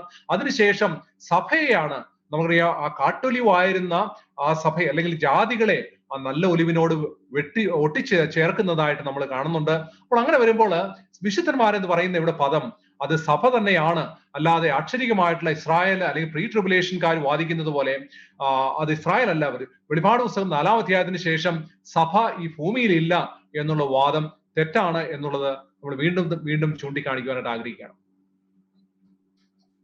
യെരൂശലേമില് ഇനി മൂന്നാമത് ആയിട്ട് ഒരു ദൈവാലയം പണിയപ്പെടുമോ? അങ്ങനെ പണിയപ്പെടുമെന്നാണ് പ്രീ ട്രിബുലേഷൻകാർ വാദിക്കുന്നത്. അതിന് എന്തെങ്കിലും സ്ഥാനമായിട്ടുള്ള തെളിവ് വെളിപ്പാട് പുസ്തകത്തിൽ ഉണ്ടോ എന്നതാണ് അടുത്ത ചോദ്യം. തീർച്ചയായിട്ടും നമ്മൾ കഴിഞ്ഞ വെബിനാറുകളൊക്കെ പരിശോധിച്ച ഒരു കാര്യമാണ്. നമ്മൾ ബൈബിൾ പഠിക്കുമ്പോൾ ദൈവത്തിന് ഒരു രക്ഷാപദ്ധതി ഉള്ളൂ എന്ന് കാണാൻ സാധിക്കും. 2 തരത്തിലുള്ള രക്ഷാപദ്ധതി ബൈബിളിൽ എങ്ങും തന്നെ കാണാൻ തക്കവണ്ണം സാധിക്കത്തില്ല. അതുകൊണ്ട് തന്നെ നമ്മൾ മനസ്സിലാക്കണം, മൂന്നാമതൊരു ആലയത്തിന്റെ സ്കോപ്പ് ഇന്ന് ബൈബിളിൽ ഇല്ല. കാരണം നമുക്കറിയാം, കർത്താവായ യേശുക്രിസ്തു എന്ന പെസഹ കുഞ്ഞാട് നമുക്ക് വേണ്ടി അവിടെ കാൽവരി ക്രൂശിൽ യാഗമായതോടുകൂടി തന്നെ ആ ദേവാലയത്തിന്റെ തിരശ്ശീല മുകളിൽ നിന്നും താഴേക്ക് കീറിയതാണ്. അപ്പോൾ എന്തിനു വേണ്ടിയാണ് നമുക്ക് ദേവാലയം തന്നിരുന്നത്? അവിടെ പാപപരിഹാര ശുശ്രൂഷകളും അതുപോലെ തന്നെ ബലികർമാദികളും നടക്കുവാൻ വേണ്ടിയാണ് ദൈവം അവിടെ നമുക്കൊരു സമാഗമന കൂടാര ശുശ്രൂഷകളെ അവിടെ നമുക്ക് വേണ്ടി സ്ഥാപിച്ചത്. അത് നിഴലായിരുന്നു എന്ന് നമ്മൾ മനസ്സിലാക്കുന്നു. കർത്താവായ യേശുക്രിസ്തു എന്ന പെസഹ കുഞ്ഞാട് നമുക്ക് വേണ്ടി അറക്കപ്പെട്ടതോടുകൂടി നിഴലായിട്ടുള്ള ശുശ്രൂഷകളെല്ലാം തന്നെ അവസാനിച്ചു. അതും അതിന്റെ ഒരു സിംബോളിക് ആയിട്ടാണ് ദേവാലയത്തിൽ തിരശ്ശീല അവിടെ കീറിപ്പോയെന്ന് കാണാൻ സാധിക്കും. അതുകൊണ്ട് തന്നെ മൂന്നാമതൊരു ആലയത്തിന് ഇന്ന് ഭൂമിയിൽ അതിനൊരു സ്കോപ്പ് ഇല്ല എന്നുള്ളതാണ് മനസ്സിലാക്കേണ്ടത്. പിന്നെ വെളിപാട് പുസ്തകത്തിൽ ആലയത്തെ പറ്റി പറഞ്ഞിട്ടുണ്ടോ? തീർച്ചയായിട്ടും 5 തവണ ആലയത്തെ പറ്റി പറഞ്ഞിട്ടുണ്ട്. അത് ഏത് ആലയത്തെ പറ്റിയാണ് പറഞ്ഞിരിക്കുന്നതാണ് നമ്മൾ ചിന്തിക്കുവാനായിട്ട് പോകുന്നത്. നമുക്ക് ചില വാക്യങ്ങൾ പരിശോധിക്കാം. അതായത് വെളിപാട് പുസ്തകം 3:12 പറഞ്ഞിട്ടുണ്ട്, 7:15 പറഞ്ഞിട്ടുണ്ട്, 14:15 പറഞ്ഞിട്ടുണ്ട്, 16:1 പറഞ്ഞിട്ടുണ്ട്, 11:1 പറഞ്ഞിട്ടുണ്ട്. അങ്ങനെ ആദ്യത്തെ 4 തവണത്തെ ആലയം പരിശോധിക്കുകയാണെന്നുണ്ടെങ്കിൽ അത് ഈ ഭൂമിയിലെ ആലയമാണ് എന്നുള്ളതാണ്, അല്ലെങ്കിൽ സ്വർഗത്തിലെ ആലയമാണ് എന്നുള്ളതാണ് മനസ്സിലാക്കേണ്ടത്. നമുക്ക് ആ വാക്യങ്ങൾ പരിശോധിക്കാം. വെളിപാട് 3:12 പറഞ്ഞിരിക്കുന്നു, ജയിക്കുന്നവന് ഞാൻ എൻ്റെ ആലയത്തിന് തൂണാകും. അപ്പൊ ആ ഒരു ആലയത്തെ പറ്റി പറഞ്ഞിട്ടുണ്ട്. അതുപോലെ തന്നെ വെളിപാട് 7:15 പറയുമ്പോൾ അതുകൊണ്ട് അവൻ ദൈവത്തിന് സിംഹാസനം മുമ്പിൽ ഇരുന്നു, അവന്റെ ആലയത്തില് രാപ്പകൽ അവനെ ആരാധിക്കുന്നു എന്ന് പറഞ്ഞിരിക്കുന്നു. അപ്പൊ അപ്രകാരം ഒരു ആലയത്തെ പറ്റി അവിടെ പറഞ്ഞിട്ടുണ്ട്. അതുപോലെ വെളിപാട് 14:15 പറഞ്ഞിരിക്കുന്നു, അവൻ മറ്റൊരു ദൂതൻ ദൈവത്തിന്റെ ദൈവാലയത്തിൽ നിന്ന് പുറപ്പെട്ടു. അതുപോലെ തന്നെ വെളിപാട് 16:1 പറഞ്ഞിരിക്കുന്നു, മഹാശബ്ദം ദൈവാലയത്തിൽ നിന്ന് പറഞ്ഞിരിക്കുന്നു. അപ്പൊ ഈ പറഞ്ഞിരിക്കുന്ന ഈ 5 വാക്യങ്ങൾ പരിശോധിക്കുമ്പോൾ 4 വാക്യങ്ങൾ പരിശോധിക്കുമ്പോൾ ഈ 4 വാക്യങ്ങളിലും സ്വർഗത്തിലെ ആലയത്തെ പറ്റിയുള്ള കാര്യങ്ങളാണ് പറഞ്ഞിരിക്കുന്നത്. സ്വർഗത്തിലൊരു ആലയമുണ്ടെന്ന് ഈ വാക്യം കാണുമ്പോൾ നമുക്ക് കാണാൻ സാധിക്കും. അവിടെ സമാഗമന കൂടാര ശുശ്രൂഷ കൊടുക്കുമ്പോൾ മോശയ്ക്ക് അവിടെ ദൈവം സ്വർഗത്തിലെ ആലയത്തിന്റെ മാതൃക പ്രകാരം നിർമ്മിക്കുവാനാണ് ദൈവം കൽപ്പന കൊടുക്കുന്നത്. അപ്പൊ അത് കാണിച്ചു കൊടുത്തു, അങ്ങനെ വേണം നിർമ്മിക്കുവാനായിട്ട്. എന്നാൽ സ്വർഗത്തില് ഇനിയിപ്പോ ആ ആലയത്തിന്റെ ആവശ്യമില്ല, സ്വർഗത്തിലെ ആലയം മാത്രമേ ഉള്ളൂ എന്നാണ്. അപ്പൊ ഈ വെളിപാട് പുസ്തകത്തിൽ പറഞ്ഞിരിക്കുന്ന ഈ 4 വാക്യങ്ങളും പരിശോധിക്കുമ്പോൾ തീർച്ചയായിട്ടും അത് ദൈവത്തിന്റെ ആലയം, സ്വർഗത്തിലെ ആലയത്തെ പറ്റിയാണ് അവിടെ പറഞ്ഞിരിക്കുന്നത് എന്നുള്ളതാണ് മനസ്സിലാക്കേണ്ടത്. ഭൂമിയിലെ ആലയത്തെ പറ്റിയല്ല. ഭൂമിയിൽ ഇനി ഒരു ആലയത്തിന്റെ കാര്യമില്ല കാണാം. അതുപോലെ തന്നെ വെളിപാട് പുസ്തകം തുടങ്ങുമ്പോൾ തന്നെ മാറത്ത് പൊൻകച്ച കെട്ടിയവനായി 7 പൊന്നുകൾക്ക് നടുവിൽ കർത്താവ് നിൽക്കുന്നതാണ് കാണുന്നത്. കാരണം കർത്താവ് മഹാപുരോഹിതനായിട്ടാണ് അവിടെ പ്രവേശിച്ചിരിക്കുന്നത്. അപ്പോൾ അത് ആ സമാഗമന കൂടാരം പഠിക്കുമ്പോൾ 3 സ്ഥലമുണ്ട്. അതിൽ വിശുദ്ധ സ്ഥലവും അതിവിശുദ്ധ സ്ഥലവും പ്രാകാരമുണ്ടെന്ന് കാണുന്നു. അപ്പോൾ സ്വർഗത്തിലെ ആലയത്തിൽ പ്രാകാരം ഒഴികെ വിശുദ്ധ സ്ഥലവും അതിവിശുദ്ധ സ്ഥലവും അവിടെ ഇരിക്കുന്നതായിട്ട് കാണാത്തക്കൊണ്ട് സാധിക്കും. അതാണ് ദൈവത്തിന്റെ യഥാർത്ഥ സിംഹാസനം എന്നുള്ളതാണ് മനസ്സിലാക്കേണ്ടത്. അതാണ് യഥാർത്ഥത്തിലുള്ള ആലയം എന്ന് പറയുന്നത്. അവിടെയാണ് ഇപ്പോൾ ശുശ്രൂഷകൾ നടന്നുകൊണ്ടിരിക്കുന്നത്. പുതിയ നിയമ ഉടമ്പടി പ്രകാരമുള്ള പുതിയ നിയമ സഭയ്ക്ക് വേണ്ട ശുശ്രൂഷകൾ ഇന്നിപ്പോൾ സ്വർഗത്തിലെ ആലയത്തിലാണ് നടക്കുന്നത്. മൂന്നാമതൊരു ആലയത്തിന്റെ ആവശ്യം ഇന്ന് കാണുന്നില്ല എന്നുള്ളതാണ് നമ്മൾ മനസ്സിലാക്കേണ്ട കാര്യം. ഇനി മറ്റൊരു വാക്യം നമുക്ക് പരിശോധിക്കാം. അവിടെ വെളിപാട് 11:1 പറയുന്നു. വെളിപാട് 11:1 പറഞ്ഞിരിക്കുന്നത് ആലയത്തെ അളക്കുവാനായിട്ട് പറഞ്ഞിരിക്കുന്ന ഭാഗമുണ്ട്. പിന്നെ ദണ്ട് പോലുള്ള ഒരു കോലെടുത്ത് എന്റെ കയ്യിൽ കിട്ടി കൽപ്പന ലഭിച്ചത്, നീ എഴുന്നേറ്റ് ദൈവത്തിന്റെ ആലയത്തെയും യാഗപീഠത്തെയും അതിൽ നമസ്കരിക്കുന്നവരെയും അളക്കുക എന്ന് പറഞ്ഞിരിക്കുന്നു. അപ്പൊ പ്രീ ട്രിബുലേഷൻ വക്താക്കൾ ഈ വാക്യത്തെ എടുത്തുകൊണ്ട് ഇത് ആശ്ചര്യമായിട്ടുള്ള ആലയമാണ് എന്ന രീതിയിൽ വ്യാഖ്യാനിക്കുന്നുണ്ട്. എന്നാൽ ഇത് തീർച്ചയായിട്ടും അങ്ങനെ ഒരു അർത്ഥത്തിൽ ഇതിനെ എടുക്കുവാനായിട്ട് സാധിക്കില്ല. കാരണം ഇങ്ങനെ യോഹന്നാനോട് ഇങ്ങനെ ആലയത്തെ അളക്കുവാൻ പറയുമ്പോൾ മൂന്നാമതൊരു ആലയം ഭാവിയിൽ എങ്ങോ യെരൂശലേമിൽ ഉണ്ടാക്കി ആ ആലയത്തെ ഇങ്ങനെ അതിന്റെ നീളവും വീതി അളക്കുന്നതിൽ പ്രത്യേകിച്ച് ആത്മീയ അർത്ഥവും നമുക്ക് കാണാൻ സാധിക്കത്തില്ല. എന്നാൽ അതിന് ഇത് സ്വർഗത്തിലെ ഇത് ദൈവത്തിന്റെ സഭ എന്ന് പറയുന്ന ആലയത്തെ അളക്കുന്നതിനാണെന്നുണ്ടെങ്കിൽ അതിന് ധാരാളം അർത്ഥമുണ്ട് എന്നുള്ളതാണ് മനസ്സിലാക്കേണ്ടത്. അതുപോലെ തന്നെ ആലയം എന്ന പദത്തിന് നമ്മൾ പരിശോധിക്കുമ്പോൾ 2 തരത്തിലുള്ള ഗ്രീക്ക് പദങ്ങൾ അവിടെ കാണാൻ സാധിക്കും. അത് ഹൈറോൺ എന്ന ഒരു പദവും അതുപോലെ തന്നെ നാവോസ് എന്ന പദവും അവിടെ കാണാൻ സാധിക്കും. ഹൈറോൺ എന്ന് പറഞ്ഞു കഴിഞ്ഞാൽ ആശ്ചര്യമായിട്ടുള്ള വിശുദ്ധമന്ദിരത്തെ പറ്റിയാണ് പറയുന്നത്. അതായത് മോശ സ്ഥാപിച്ച അല്ലെങ്കിൽ അവിടെ യെരൂശലേമിൽ ഉണ്ടായിരുന്നതായ ആലയത്തെ പറ്റിയാണ് പറയുന്നത്. അപ്പോസ്തല പ്രവൃത്തി 3:1 യോഹന്നാൻ 2:14 പരിശോധിക്കുമ്പോൾ അവിടെ കാണാൻ സാധിക്കും. കർത്താവ് ആലയത്തിൽ പോയി എന്ന് പറയുമ്പോൾ അവിടെ ഹൈറോൺ എന്ന് പറയുന്നതായ ആലയമാണ് അവിടെ ഉദ്ദേശിക്കുന്നത്. അതായത് ആശ്ചര്യമായിട്ടുള്ള യെരൂശലേം പള്ളിയിൽ പോയി എന്നുള്ളതാണ് മനസ്സിലാക്കേണ്ടത്. എന്നാൽ നാവോസ് എന്ന പദങ്ങളാണ് എപ്പോഴൊക്കെ ഉപയോഗിച്ചിട്ടുണ്ടോ അതിനെ നമ്മൾ സൂചിപ്പിക്കേണ്ടത് ആത്മീയ മന്ദിരം എന്നുള്ള പദമാണ് മനസ്സിലാക്കേണ്ടത്.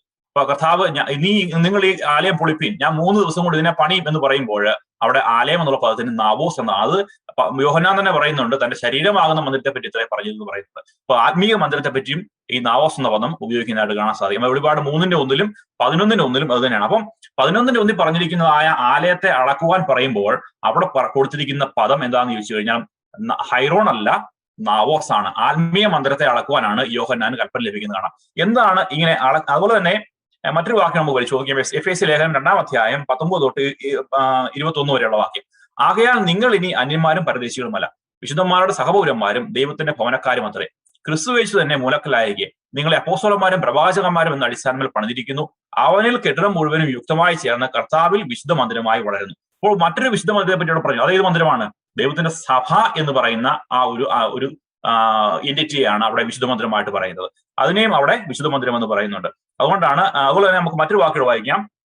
1 കൊരിന്ത്യർ 3:16 നിങ്ങൾ ദൈവത്തിന്റെ മന്ദിരമെന്നും ദൈവത്തിന്റെ ആത്മാവ് നിങ്ങൾ വസിക്കുന്നുവെന്നും അറിയുന്നില്ലയോ. അപ്പോൾ അതെന്തിനെ പറ്റിയാണ് പറയുന്നത്? നമ്മുടെ ശരീരം എന്ന മന്ദിരത്തെ പറ്റിയാണ് പറയുന്നത്. അപ്പൊ പലതരത്തിലുള്ള മന്ദിരം കണ്ടു. ഒന്ന് സ്വർഗത്തിലുള്ള സ്ഥിരമായിരിക്കുന്ന എന്നേക്ക് സ്ഥിരമായിരിക്കുന്ന യഥാർത്ഥ മന്ദിരം, കർത്താവായ യേശു ക്രിസ്തു മഹാപുരോഹിതനായി പോയിരിക്കുന്ന യഥാർത്ഥ മന്ദിരം. പിന്നീട് ദൈവത്തിന്റെ സഭ എന്ന് പറയുന്ന മന്ദിരം, പിന്നീട് നമ്മുടെ ശരീരം എന്ന് പറയുന്ന മന്ദിരം കാണാം. ഈ ആത്മീയ അർത്ഥത്തിൽ മാത്രമേ നമുക്ക് അതിനെ എടുക്കുവാനായിട്ട് സാധിക്കത്തുള്ളൂ. ഇനി എന്തുകൊണ്ടാണ് ഇതിനെ അളക്കുവാനായിട്ട് പറയുന്നത്? യോഹന്നാന് കോൽ കൊടുത്തിട്ട് ഇതിനെ അളക്കുവാനായിട്ട് പറയുന്നുണ്ട്. എന്തുകൊണ്ടാണ്? ആലയത്തെ അളക്കുക എന്ന് പറയുമ്പോൾ നമ്മൾ മനസ്സിലാക്കേണ്ടത് ദൈവം തന്റെ സഭയെ ന്യായം വിധിക്കുന്നു, ദൈവം തന്റെ സഭയെ തൂക്കി നോക്കുന്നു, അതിന്റെ കുറവുകൾ പരിശോധിക്കുന്നു എന്നുള്ളതാണ് മനസ്സിലാക്കേണ്ടത്. അല്ലാതെ ഒരു അർത്ഥവും നമുക്ക് അതിനകത്ത് കാണാൻ സാധിക്കത്തില്ല. ചില ഉദാഹരണം നമുക്ക് പരിശോധിക്കാം. അത് 2 രാജാക്കന്മാർ 21:13-14 വായിക്കുമ്പോൾ യെരൂശലേമിനെ അവിടെ ദൈവം അളന്നു നോക്കുന്നതായിട്ട് കാണാം. ഞാൻ യെരൂശലേമിന് മേൽ ശമര്യയുടെ അളവ് നൂലും ആഹാവ് ഗൃഹത്തിൽ തൂക്കുകട്ടയും പിടിക്കുമെന്നുള്ള പറഞ്ഞിരിക്കുന്നു. അപ്പോൾ യെരൂശലേം എന്ന് പറയുന്നതായ 10 ഗോത്രങ്ങളുള്ള രാജ്യത്തെ ദൈവം പരിശോധിച്ചു കഴിഞ്ഞപ്പോൾ അവരെ കുറവുള്ളതായിട്ട് കണ്ടു. അതിനുവേണ്ടിയാണ് അവിടെ പറയുന്നത് ഞാൻ അളന്നു നോക്കുമെന്ന് പറയുന്നത്. അപ്പൊ 14-ാം വാക്യം വായിക്കുമ്പോൾ അവരെ ശത്രുക്കളുടെ കയ്യിൽ ഏൽപ്പിച്ചു കൊടുത്തു. ദൈവം ന്യായം വിധിക്കാൻ പോകുന്നതിന് മുമ്പായിട്ടാണ് ഒരു വ്യക്തിയോ അല്ലെങ്കിൽ ഒരു സമൂഹത്തെയോ അല്ലെങ്കിൽ ഒരു രാജ്യത്തെയോ ദൈവം തൂക്കി നോക്കുന്നത്, അളന്നു നോക്കുന്നത് കാണാൻ സാധിക്കും. അതുപോലെ മറ്റൊരു വാക്യം നമുക്ക് വളരെ പരിചിതമാണ്. ദാനിയേൽ പ്രവചനത്തിൽ പറഞ്ഞിരിക്കുന്നതായ 5:7 പറഞ്ഞിരിക്കുന്ന തെക്കേൽ എന്ന് പറയുന്നവ മെനെ തെക്കേൽ ഉഫസീർ എന്ന് പറയുന്ന ഒരു കയ്യെഴുത്ത് അവിടെ ദാര്യാവേശ സമയത്ത് അവിടെ കാണുന്നു. അപ്പോൾ എന്താണ് ആലയത്തെ അല്ലെങ്കിൽ നിന്റെ രാജ്യത്തെ ദൈവം തൂക്കി നോക്കിയപ്പോൾ കുറവുള്ളവനായി കണ്ടിരിക്കുന്നു, നിന്റെ രാജ്യത്തെ വിധിച്ച് മേദിക്കും പാർശ്വക്കും കൊടുക്കുമെന്നുള്ള എഴുത്ത് കാണാം. അപ്പോൾ അവിടെ അളന്നു നോക്കിയപ്പോൾ അല്ലെങ്കിൽ ദൈവം തൂക്കി നോക്കിയപ്പോൾ കുറവുള്ളവനായി കണ്ടിരിക്കുന്നു എന്നുള്ള കാര്യമാണ് അവിടെ കാണുന്നത്. അപ്പൊ അതിൽ നിന്ന് മനസ്സിലാക്കേണ്ടത്, ഇതിനും നമ്മൾ മനസ്സിലാക്കേണ്ടത് ദൈവം ന്യായം വിധിക്കുവാൻ പോകുന്നു. അളക്കുക എന്ന് പറഞ്ഞാൽ അതിന്റെ അർത്ഥം ദൈവം ന്യായം വിധിക്കുവാൻ പോകുന്നു. ഇനി പത്രോസ് നമ്മൾ പറയുന്നുണ്ട് ന്യായവിധി ആരംഭിക്കുന്നത് എവിടെ നിന്നാണ്? ദൈവഗൃഹത്തിൽ നിന്നാണ് ദൈവം ന്യായവിധി ആരംഭിക്കാൻ പോണത്. അത് ദൈവസഭയിൽ തന്നെ ദൈവം ന്യായവിധി ആരംഭിക്കും എന്നുള്ളതാണ് മനസ്സിലാക്കേണ്ടത്. അപ്പോൾ നമ്മൾ ദേവാലയത്തെ അളക്കുവാൻ പറയുമ്പോൾ എന്താണ് നമ്മൾ മനസ്സിലാക്കേണ്ടത്?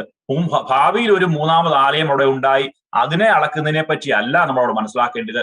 ദൈവസഭയെ ദൈവം ന്യായം വിധിക്കുവാനായിട്ട് പോകുന്നു എന്നുള്ളതാണ് മനസ്സിലാക്കേണ്ടത്. അതുകൊണ്ട് തന്നെ നമ്മൾ പല കാര്യങ്ങൾ മനസ്സിലാക്കി. ഒന്ന്, ആ ആലയം എന്ന് പറയുന്നത് ആശ്ചര്യ ആലയമല്ല, ആത്മീക ആലയം. നാവോസ് എന്ന പദമാണ് അവിടെ കൊടുത്തിരിക്കുന്നത്, ആത്മീക ആലയമാണ്. അതിനെ അളക്കുവാൻ പറയുമ്പോൾ ദൈവസഭയെ ദൈവം ന്യായം വിധിക്കുവാൻ പോകുന്നു എന്നുള്ള അർത്ഥമാണ് മനസ്സിലാക്കേണ്ടത്. 3ാമതൊരു ആലയത്തിന് യാതൊരു തരത്തിലുള്ള സ്കോപ്പും നമ്മൾ ഇനിയും കാണുന്നില്ല എന്നുള്ളതാണ് മനസ്സിലാക്കേണ്ടത്. വെളിപ്പാട് പുസ്തകത്തില് എതിർ ക്രിസ്തു എന്ന പദമോ പരാമർശമോ നമ്മൾ കാണുന്നില്ല. എന്നിരുന്നാലും എതിർ ക്രിസ്തുവിനെ കുറിച്ച് പറയുന്ന അനേകം ഭാഗങ്ങൾ വെളിപ്പാട് പുസ്തകത്തിലുണ്ട്. പ്രത്യേകിച്ച് എല്ലാ സിദ്ധാന്തങ്ങളും ഒരുപോലെ അംഗീകരിക്കുന്ന ചില വസ്തുതകളാണ്. എതിർ ക്രിസ്തു എന്നത് വെളിപ്പാട് പുസ്തകത്തിലെ മൃഗമാണെന്ന വസ്തുത. മറ്റൊന്ന്, എതിർ ക്രിസ്തു വിശുദ്ധന്മാർക്കെതിരെ യുദ്ധം ചെയ്യും എന്നുള്ള മറ്റൊരു വസ്തുത. അതുപോലെ എതിർ ക്രിസ്തുവിന്റെ വരവെങ്കിൽ നശിപ്പിക്കപ്പെടുമെന്ന വസ്തുതയും അവർ അംഗീകരിക്കുന്നു. ഇനി പ്രീ ട്രിബുലേഷൻ പഠിപ്പിക്കുന്നത് ഉൽപ്രാവണത്തിന് ശേഷം സഭ ഈ ഭൂമിയിൽ നിന്ന് എടുക്കപ്പെടുകയും എതിർ ക്രിസ്തുവിന്റെ ഒരു 7 വർഷക്കാലം അല്ലെങ്കിൽ ഒരു ഭരണകാലം ആരംഭിക്കുകയും ചെയ്യുന്നു എന്നതാണ്. ഇതിന് തിരുവചനത്തിന്റെ അടിസ്ഥാനത്തിൽ യാതൊരുവിധ ഒരു ബാക്കപ്പും ഇല്ല. എന്നിരുന്നാലും അവര് ദാനിയേലിന്റെ പുസ്തകം 9-ാമത്തെ അധ്യായത്തിലെ 70 ആഴ്ചവട്ടത്തിൽ നിന്നുള്ള അവസാന ആഴ്ചവട്ടം ചിന്തിയെടുത്തിട്ടാണ് ഈ ഒരു ഭാഗം അവരെ നിവർത്തിക്കുന്നത്.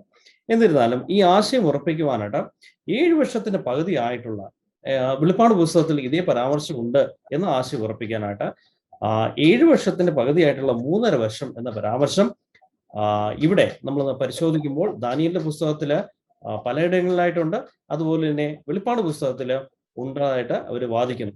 അപ്പോൾ നമ്മൾ ഈ ചാർട്ടിൽ കാണുന്നത് പോലെ അത് 7 പ്രാവശ്യമായിട്ടാണ് ഇത് പറഞ്ഞിരിക്കുന്നത്. ഇത് പ്രീ ട്രിബുലേഷൻ വക്താക്കൾ എടുത്തിരിക്കുന്നത് ആക്ഷരിക 3.5 വർഷക്കാലമായിട്ടാണ്. എന്നാൽ ഹിസ്റ്ററിസം പഠിപ്പിക്കുന്നത് ഇത് 1260 വർഷമാണെന്ന്. ഇതിൽ ഏതാണ് ശരി? അത് നമുക്കിന്ന് കണ്ടുപിടിക്കാം. നമുക്ക് ആദ്യമായിട്ട് വെളിപ്പാട് 13-5 വായിച്ചുകൊണ്ട് നമുക്ക് നോക്കാം. വമ്പും ദൂഷണവും സംസാരിക്കുന്ന വായ് അതിന് ലഭിച്ചു. 42 മാസം പ്രവർത്തിപ്പാൻ അധികാരവും ലഭിച്ചു. ഇവിടെ വെളിപ്പാട് 13 പരാമർശിക്കുന്ന കടലിൽ നിന്ന് കയറി വരുന്നതായ ഈ മൃഗം എതിർ ക്രിസ്തുവാണെന്ന് പ്രീ ട്രിബുലേഷൻ വാക്താക്കളെ ശരിവെക്കുന്നതായി കാണാൻ സാധിക്കും. അതുപോലെ തന്നെ ഈ മൃഗവും ദാനിയേൽ 7-ലെ ചെറിയ കൊമ്പും ഒന്നാണെന്നും അവർ സമ്മതിക്കുന്നു. നമുക്ക് സ്കോഫീൽഡ് ഇൻഗ്രാം ഈ ദാനിയേൽ 7:25 കുറിച്ച് ഒരു അദ്ദേഹത്തിന്റെ ബൈബിളിലെ ഫുട്നോട്ട് നമുക്കൊന്ന് നോക്കാം. അവിടെ ഇങ്ങനെ വായിക്കുന്നു: the little horn who is the prince who is to come of Daniel 9:26, the abomination of 12:11 and Matthew 24:15, and the beast rising out of the sea of Revelation 13:1-10. അതായത് ദാനിയേൽ 7:25 ചെറിയ കൊമ്പും ദാനിയേൽ 9:26 വരുവാനിരിക്കുന്ന പ്രഭുവും Daniel 12:11 മത്തായിയുടെ 24:15 പറയുന്ന മ്ലേച്ഛതയും വെളിപ്പാട് 13:1 മുതൽ 10 വരെയുള്ള വാക്യങ്ങളിൽ കാണുന്ന കടലിൽ നിന്ന് കയറി വരുന്ന മൃഗവും ഒന്നാണ് എന്നാണ് അവർ പഠിപ്പിക്കുന്നത്. ദാനിയേലിന്റെ 7:25 പറയുന്ന കാലദൈർഘ്യം തന്നെയാണ് ദാനിയേലിന്റെ 9:27 പരാമർശിക്കുന്നതുമാണ് അവരുടെ വാദം. അതുകൊണ്ട് ഈ വാക്യങ്ങൾ നമുക്കൊന്ന് വായിക്കാം. ദാനിയേലിന്റെ 7:25 ഇങ്ങനെ പറയുന്നു: അവൻ അത്യുന്നതനായവന് വിരോധമായി വമ്പ് പറയുകയും അത്യുന്നതനായവന്റെ വിശുദ്ധന്മാരെ ഒടുക്കിക്കളയുകയും സമയങ്ങളെയും നിയമങ്ങളെയും മാറ്റുവാൻ ശ്രമിക്കുകയും ചെയ്യും. കാലവും കാലങ്ങളും കാലാംശവും അവന്റെ കയ്യിൽ ഏൽപ്പിക്കപ്പെട്ടിരിക്കും. അതുപോലെ തന്നെ ദാനിയേലിന്റെ 9:27 ഇങ്ങനെ കാണാം: അവൻ ഒരു ആഴ്ചവട്ടത്തേക്ക് പലരോടും നിയമത്തെ കഠിനമാക്കും. ആഴ്ചവട്ടത്തിന്റെ മധ്യേ അവൻ ഹനനയാകവും ഭോജനയാകവും നിർത്തലാക്കും. മ്ലേച്ഛതകളുടെ ചിറകിന്മേൽ ശൂന്യനാക്കുന്നവൻ വരും. നിർണയിക്കപ്പെട്ടിരിക്കുന്ന സമാപ്തിയോളം ശൂന്യനാക്കുന്നവന്റെ മേൽ കോപം ചെരിയും. പ്രീ ട്രിബുലേഷൻ വാക്താക്കളുടെ തെറ്റായ പഠിപ്പിക്കലുകൾ നമുക്ക് ഒരു ചാർട്ടിന്റെ അടിസ്ഥാനത്തിൽ നമുക്ക് നോക്കാം. അവർ ദാനിയേലിന്റെ 7:25 കാലവും കാലങ്ങളും കാലാംശവും എന്നുള്ള 3.5 വർഷത്തെയും അതുപോലെ തന്നെ വെളിപ്പാടിന്റെ 13:5 42 മാസവും എന്നുള്ളതായ 3.5 വർഷവും ആക്ഷരികമായി കണക്കാക്കുമ്പോൾ ദാനിയേലിന്റെ 9:27 അവസാനത്തെ 7 ദിവസങ്ങൾ മാത്രമായ ഒരാഴ്ചവട്ടത്തെ അവര് ഡേ ഇയർ പ്രിൻസിപ്പിൾ അനുസരിച്ച് 7 വർഷമായി കണക്കാക്കുന്നതായി കാണാൻ സാധിക്കും. എന്നാൽ ഇത് അവരുടെ വ്യാഖ്യാനത്തിലുള്ള ഇൻകൺസിസ്റ്റൻസിയാണ് കാണിക്കുന്നത്. എന്നാൽ അവർ ചെയ്യേണ്ടത് ഒന്നുകിൽ ഇവ മൂന്നും ആക്ഷരികമായി വ്യാഖ്യാനിക്കുക, അല്ലെങ്കിൽ ഇവ മൂന്നും ഒരുപോലെ ഡെയ്യർ പ്രിൻസിപ്പിൾ അനുസരിച്ച് വ്യാഖ്യാനിക്കുക. എന്നാൽ അത് അവർക്ക് ബുദ്ധിമുട്ടാണ്. കാരണം അവർ പഠിപ്പിക്കുന്നത് ദാനിയേൽ 7:25 3.5 വർഷവും അല്ലെങ്കിൽ വെളിപ്പാട് 13:5 3.5 വർഷവും എതിർക്രിസ്തുവിന്റെ കാലമാണെന്നും അത് ദാനിയേൽ 9:27 70 ആഴ്ചവട്ടത്തിന്റെ അവസാനത്തെ ഒരാഴ്ചവട്ടത്തിനുള്ളിൽ നടക്കേണ്ട സംഭവം ആണെന്നാണ് അവർ പഠിപ്പിക്കുന്നത്. എന്നാൽ എതിർക്രിസ്തുവിന്റെ കാലമായ 3.5 വർഷം 7 ദിവസത്തിനുള്ളിൽ സംഭവിക്കും എന്ന് പഠിപ്പിക്കുവാൻ സാധിക്കാത്തതുകൊണ്ട് അവർ ദാനിയേലിന്റെ 9:27 ഒരാഴ്ചവട്ടം 7 വർഷമായും എതിർക്രിസ്തുവിന്റെ കാലമായ 3.5 വർഷം ആക്ഷരികമായുമാണ് പഠിപ്പിക്കുന്നത്. ഇനി അടുത്ത് നമുക്ക് സ്ലൈഡ് നോക്കാം. എന്താണ് ശരിയായ പഠിപ്പീര്, എന്താണ് വേണ്ട, അല്ലെങ്കിൽ ഹിസ്റ്ററിസംകാരനുസരിച്ച് എങ്ങനെയാണ് വ്യാഖ്യാനിക്കുന്നതെന്ന് നമുക്ക് നോക്കാം. അവിടെ യാതൊരു ഇൻകൺസിസ്റ്റൻസിയും ഇല്ലാതെ നമുക്ക് വെളിപ്പാട് പുസ്തകം പഠിക്കാൻ സാധിക്കുമെന്നും നമുക്ക് കാരണം ഇവിടെ ഈ 3 കാലങ്ങളും ഡെയ്യർ പ്രിൻസിപ്പിൾ അനുസരിച്ച് വ്യാഖ്യാനിക്കുന്നത് കൊണ്ട് ദാനിയേൽ 7:25 3.5 വർഷവും വെളിപ്പാട് 13:5 3.5 വർഷവും 1200 വർഷമായും ദാനിയേൽ 9:27 മൊത്തം 70 ആഴ്ചവട്ടം 490 വർഷമായും പഠിപ്പിക്കുന്നു. അതായത് അവസാനത്തെ ആഴ്ചവട്ടം 7 വർഷമായി പഠിപ്പിക്കുന്നു എന്നർത്ഥം. അതുകൊണ്ട് വ്യക്തമായി ഇത് തെറ്റില്ലാതെ തന്നെ എല്ലാം ഇന്റർപ്രറ്റ് ചെയ്യാം. സെയിം കാലം ഒരേ പ്രിൻസിപ്പിളാണ് ഉപയോഗിക്കുന്നതെന്ന് നമുക്ക് കാണാം. ഇത് നമുക്ക് തുറന്ന് പഠിക്കാം. നമ്മൾ കണ്ടു ഒരു പ്രത്യേക സമയപരിധി എടുത്തിട്ട് വെളിപ്പാട് പുസ്തകത്തിൽ പ്രത്യേകിച്ച് 3.5 വർഷക്കാലം എടുത്തിട്ട് അത് ഭാവി കാലത്ത് വരുവാനിരിക്കുന്ന എതിർക്രിസ്തുവിന്റെ ഭരണത്തിന്റെ ഒരു സെക്കൻഡ് പാർട്ടായിട്ടാണ് പ്രീ ട്രിബുലേഷൻകാർ പഠിപ്പിക്കുന്നത്. എന്നാൽ ഈ സമയ പരിധി അല്ലെങ്കിൽ ഈ 1260 വർഷം അല്ലെങ്കിൽ 3.5 years അല്ലെങ്കിൽ കാലങ്ങളും കാലാംശവും അല്ലെങ്കിൽ 42 മാസം ഇത് എപ്പോഴാണ് സംഭവിക്കേണ്ടത്? ഇത് ഏത് സമയത്ത് നടക്കേണ്ടുന്ന കാര്യമാണോ അതോ ഇനി ഓൾറെഡി ഭാവിയിൽ നടന്ന കാര്യമാണോ? തിരുവചനം നമ്മളെ എന്താണ് അതിനെക്കുറിച്ച് പറയാനുള്ളത്? പ്രീ ട്രിബുലേഷൻ അനുസരിച്ച് ഇത് ഭാവിയിൽ നടക്കേണ്ട കാര്യമാണ്. അതൊരു 3.5 വർഷമായിട്ട് 1260 ദിവസത്തെ 3.5 വർഷമായിട്ട് മാറ്റുകയും അത് ഇനി വരാനിരിക്കുന്ന എതിർക്രിസ്തു അത് ഭാവിയിൽ എപ്പോഴോ സംഭവിക്കാനിരിക്കുന്ന, അല്ലെങ്കിൽ പ്രത്യേകിച്ച് അവര് ദാനിയേലിന്റെ 70 ആഴ്ചവട്ട കാലത്തെ അവസാനത്തെ ആഴ്ചയെ അടർത്തി മാറ്റിക്കൊണ്ട് ഇനിയിപ്പോൾ പ്രവചനത്തിന്റെ ഘടികാരം ഇനിയിപ്പോൾ അടിക്കാനായിട്ട് തുടങ്ങുന്നത് ഭാവിയിലാണ്. അപ്പോൾ ആ സമയം അടിക്കാനായിട്ട് തുടങ്ങി കഴിയുമ്പോൾ ആ 7 ദിവസം അല്ലെങ്കിൽ ഒരാഴ്ചക്കാലം അവരെ 7 വർഷമായിട്ട് മാറ്റിയിട്ട്, അല്ലെങ്കിൽ 7 ദിവസത്തെ 7 വർഷമായിട്ട് മാറ്റിയിട്ട് അവരെ ഈ പ്രത്യേകിച്ചും 1260 ദിവസം അല്ലെങ്കിൽ 3.5 വർഷമായിട്ട് അതിനകത്ത് ഫിറ്റ് ചെയ്യുന്നതായിട്ടും എതിർക്രിസ്തുവിന്റെ ഭരണകാലം അതിനുള്ളിൽ സംഭവിക്കാനായിട്ട് പോകുന്ന കാര്യമാണെന്നും ആണ് അവർ വാദിക്കുന്നത്. പക്ഷെ നമ്മൾ പരിശോധിക്കുമ്പോൾ അത് ശരിയാണോ എന്നുള്ളതാണ് നമ്മൾ മനസ്സിലാക്കാനായിട്ട് പോകുക അല്ലെങ്കിൽ പരിശോധിക്കാനായിട്ട് പോകുന്നത്.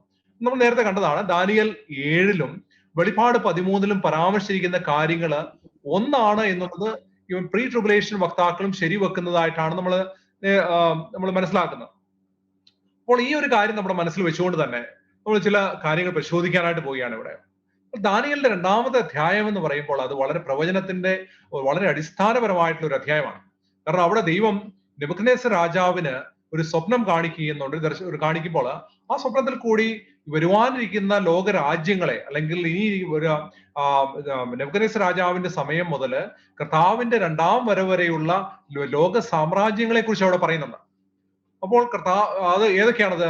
അത് തല അല്ലെങ്കിൽ ബാബിലോണിന്റെ സമയത്താണ് അത് കാണുന്നത്. ഇപ്പൊ തല ബാബിലോൺ ആണെന്ന് നമ്മൾ മനസ്സിലാക്കുന്നുണ്ട്. അതുപോലെ തന്നെ നെഞ്ചും കൈയും മെദോപേർഷ്യ നമ്മൾ മനസ്സിലാക്കുന്നു.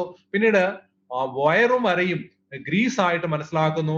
അതിനുശേഷം തുട റോമായിട്ട് മനസ്സിലാക്കുന്നുണ്ട്. അതിനുശേഷം പിന്നെ കാല് വിഭജിച്ച, അല്ലെങ്കിൽ പ്രത്യേകിച്ചും പാദങ്ങള് വിഭജിച്ച റോമായിട്ടാണ് നമ്മൾ മനസ്സിലാക്കുന്നത്. അത് യൂറോപ്യൻ രാജ്യങ്ങളാണെന്ന് മനസ്സിലാക്കുന്നത്. അപ്പൊ ഇതാണ് പ്രവചനത്തിന്റെ ഒരു ടൈം ലൈൻ എന്ന് പറയുന്നത്. അപ്പോൾ ഇതേ കാര്യങ്ങൾ തന്നെ കൂടുതൽ എൻലാർജ് ചെയ്തുകൊണ്ട്, അല്ലെങ്കിൽ നമുക്കറിയാം ബൈബിൾ പ്രോഫസി പ്രത്യേകിച്ചും ദാനിയേലിലൊക്കെ റിപ്പീറ്റ് ആൻഡ് എൻലാർജ് എന്നുള്ള ഒരു തത്വമാണ് നമ്മൾ ഉപയോഗിക്കുന്നത്. കാരണം 2-ാം അധ്യായത്തിൽ പറഞ്ഞിരിക്കുന്ന കാര്യങ്ങളെക്കാൾ കൂടുതലായിട്ട് 7-ാം അധ്യായത്തിലെ ദാനിയേലിൽ കാണുന്ന ദർശനം വഴിയും അതിനുശേഷം 8-ാം അധ്യായത്തിൽ വീണ്ടും അതിനേക്കാൾ കൂടുതൽ കാര്യങ്ങൾ എൻലാർജ് ചെയ്ത് പഠിപ്പിക്കുന്നുണ്ട്. അപ്പൊ അത് ദൈവം പറഞ്ഞു കൊടുക്കുകയാണ്. അത് കുറച്ച് കാര്യങ്ങളാണ് ദൈവം വ്യക്തമായിട്ട് ആദ്യമേ ഒരു ടൈം ലൈൻ കൊടുക്കുന്നു, അതിനുശേഷം കൂടുതലായിട്ടുള്ള കാര്യങ്ങൾ. അപ്പോൾ 7-ാമത്തെ അധ്യായത്തിലേക്ക് വരുമ്പോൾ അവിടെ നമ്മൾ കാണുന്നത് എന്താണ്? സിംഹം ബാബിലോൺ ആയിട്ട് കാണുന്നുണ്ട്. അതിനുശേഷം വരുന്ന മൃഗമായിട്ടുള്ള കരടി, അത് മെദോപേർഷ്യയാണ് കാണിക്കുന്നത്. പിന്നീട് അതിനുശേഷം വരുന്ന പുള്ളിപ്പുലി ഗ്രീസിനെ കാണിക്കുന്നതായിട്ട് കാണുന്നുണ്ട്. ഗ്രീസിന് ശേഷം നമ്മൾ ചരിത്രം പഠിക്കുന്നവർക്ക് മനസ്സിലാകും അതിനുശേഷം വന്ന സാമ്രാജ്യം എന്ന് പറയുന്നത് അത് റോമാണ്. അതിഘോരവും അതിഭീകരവുമായിട്ടുള്ള ഒരു ഭയങ്കരമായിട്ടുള്ള മൃഗം, the iron monarchy of Rome എന്ന് നമ്മൾ പറയുമ്പോൾ അത് തീർച്ചയായിട്ടും ആ മൃഗത്തെ പ്രതിനിധീകരിക്കുന്നതായിട്ട് നമ്മൾ കാണുന്നുണ്ട്. അതിനുശേഷം പിന്നീട് വരുന്നത് എന്താണ്? ഈ മൃഗത്തിന് 10 കൊമ്പ് ഉണ്ടാകുന്നതായിട്ട് കാണുന്നുണ്ട്. അതിൽ നിന്ന് ഒരു ചെറിയ കൊമ്പ് ഉയർന്നു വരുന്നതായിട്ട് കാണുന്നു. അപ്പോൾ ആ ചെറിയ കൊമ്പ് പാപ്പാത്ത റോമാണെന്ന് നമ്മൾ പഠിച്ചതാണ്. അപ്പോൾ ദാനിയേൽ 7 പ്രകാരം 4-ാമത്തെ ഈ ഘോരവും അതിഭീകരവുമായിട്ടുള്ള മൃഗം അത് ഗ്രീസിന് ശേഷം വന്ന റോമൻ സാമ്രാജ്യമാണെന്ന് നമ്മൾ മനസ്സിലാക്കി. അപ്പൊ അവയിൽ നിന്നും 10 കൊമ്പുകൾ 476 BC-യിൽ റോമൻ സാമ്രാജ്യം വീണു പോയതിനു ശേഷം ഉണ്ടായ യൂറോപ്പിലെ 10 രാജ്യങ്ങളാണ്. അപ്പൊ അതാണ് തീർച്ചയായിട്ടും പശ്ചിമ യൂറോപ്പില് ഉള്ള രാജ്യങ്ങളായിട്ട് മാറിയത്. അപ്പോൾ അവയുടെ നടുവിൽ നിന്നാണ് ഈ ചെറിയ കൊമ്പായിട്ടുള്ള എതിർ ക്രിസ്തു ഉദയം കൊള്ളുന്നത്. അതായത് ഈ 3 കൊമ്പുകളെ കളഞ്ഞിട്ടാണ് ഒരു ചെറിയ കൊമ്പ് പൊങ്ങി വരുന്നതായിട്ടാണ് കാണുന്നത്. നമ്മൾ ചരിത്രം പരിശോധിക്കുമ്പോൾ അതുപോലെ തന്നെ നിങ്ങൾ എതിർ ക്രിസ്തു എന്നുള്ള വെബിനാർ കാണുകയാണെങ്കിൽ അതിനകത്ത് ഈ കാര്യങ്ങളെല്ലാം ഞങ്ങൾ വളരെ വ്യക്തമായിട്ട് കാണിച്ചിട്ടുണ്ട്. അപ്പോൾ പ്രാചീന റോമിന്റെ അല്ലെങ്കിൽ പേഗൻ റോമിന്റെ ഒരു പിന്തുടർച്ചയായിട്ടായിരിക്കണം ഈ ഒരു ശക്തി ഉയർന്നു വരുന്നത്. അപ്പോൾ അത് ചരിത്രം അത് ശരിവെക്കുകയാണ്. കാരണം എന്താണ്? ഈ പേഗൻ റോമിന് ശേഷം വന്നത് ആരാണ്? പേഗൻ റോമിന് ശേഷം വീണ്ടും ഒരു സാമ്രാജ്യം അവിടെ വരുന്നതായിട്ട് കാണുന്നില്ല. അവിടെ റോമൻ കത്തോലിക്ക സഭയാണ് അവിടെ ഉയർന്നു വന്നത്. പ്രത്യേകിച്ചും പേഗൻ റോമിൽ നിന്നും അതിന്റെ പിന്തുടർച്ചയായിട്ട് പതിയെ കത്തോലിക്ക സഭയാണ് അതിന്റെ പിന്തുടർച്ചയായിട്ട് കടന്നു വന്നതായിട്ടാണ് ഇന്ന് നമ്മൾ കാണുന്നത്. അപ്പോൾ റോമൻ കത്തോലിക്ക സഭ 538 AD മുതൽ 1798 AD വരെ യൂറോപ്പിനെ അടക്കി ഭരിക്കുന്നതായിട്ടാണ് കാണുന്നത്. അല്ലെങ്കിൽ അവരുടെ ഒരു പൊളിറ്റിക്കൽ അതുപോലെ തന്നെ റിലീജിയസ് പവർ അല്ലെങ്കിൽ ചർച്ച് ആൻഡ് സ്റ്റേറ്റ് ടുഗെദർ അവരെ റൂൾ ചെയ്തുകൊണ്ടിരുന്ന ഒരു സമയമാണ് 1798 വരെ 538. അത് 1260 വർഷമാണ്. ആ സമയത്താണ് അവർ വിശുദ്ധന്മാരോട് യുദ്ധം ചെയ്യുന്നതായിട്ടാണ് നമ്മൾ കാണുന്നത്. അപ്പോൾ പാപ്പാത്ത റോം വിശുദ്ധന്മാരെ പീഡിപ്പിച്ചത് 3.5 വർഷമാണ് നമുക്ക് പറയാനായിട്ട് സാധിക്കുമോ? തീർച്ചയായിട്ടും പറയാനായിട്ട് സാധിക്കത്തില്ല.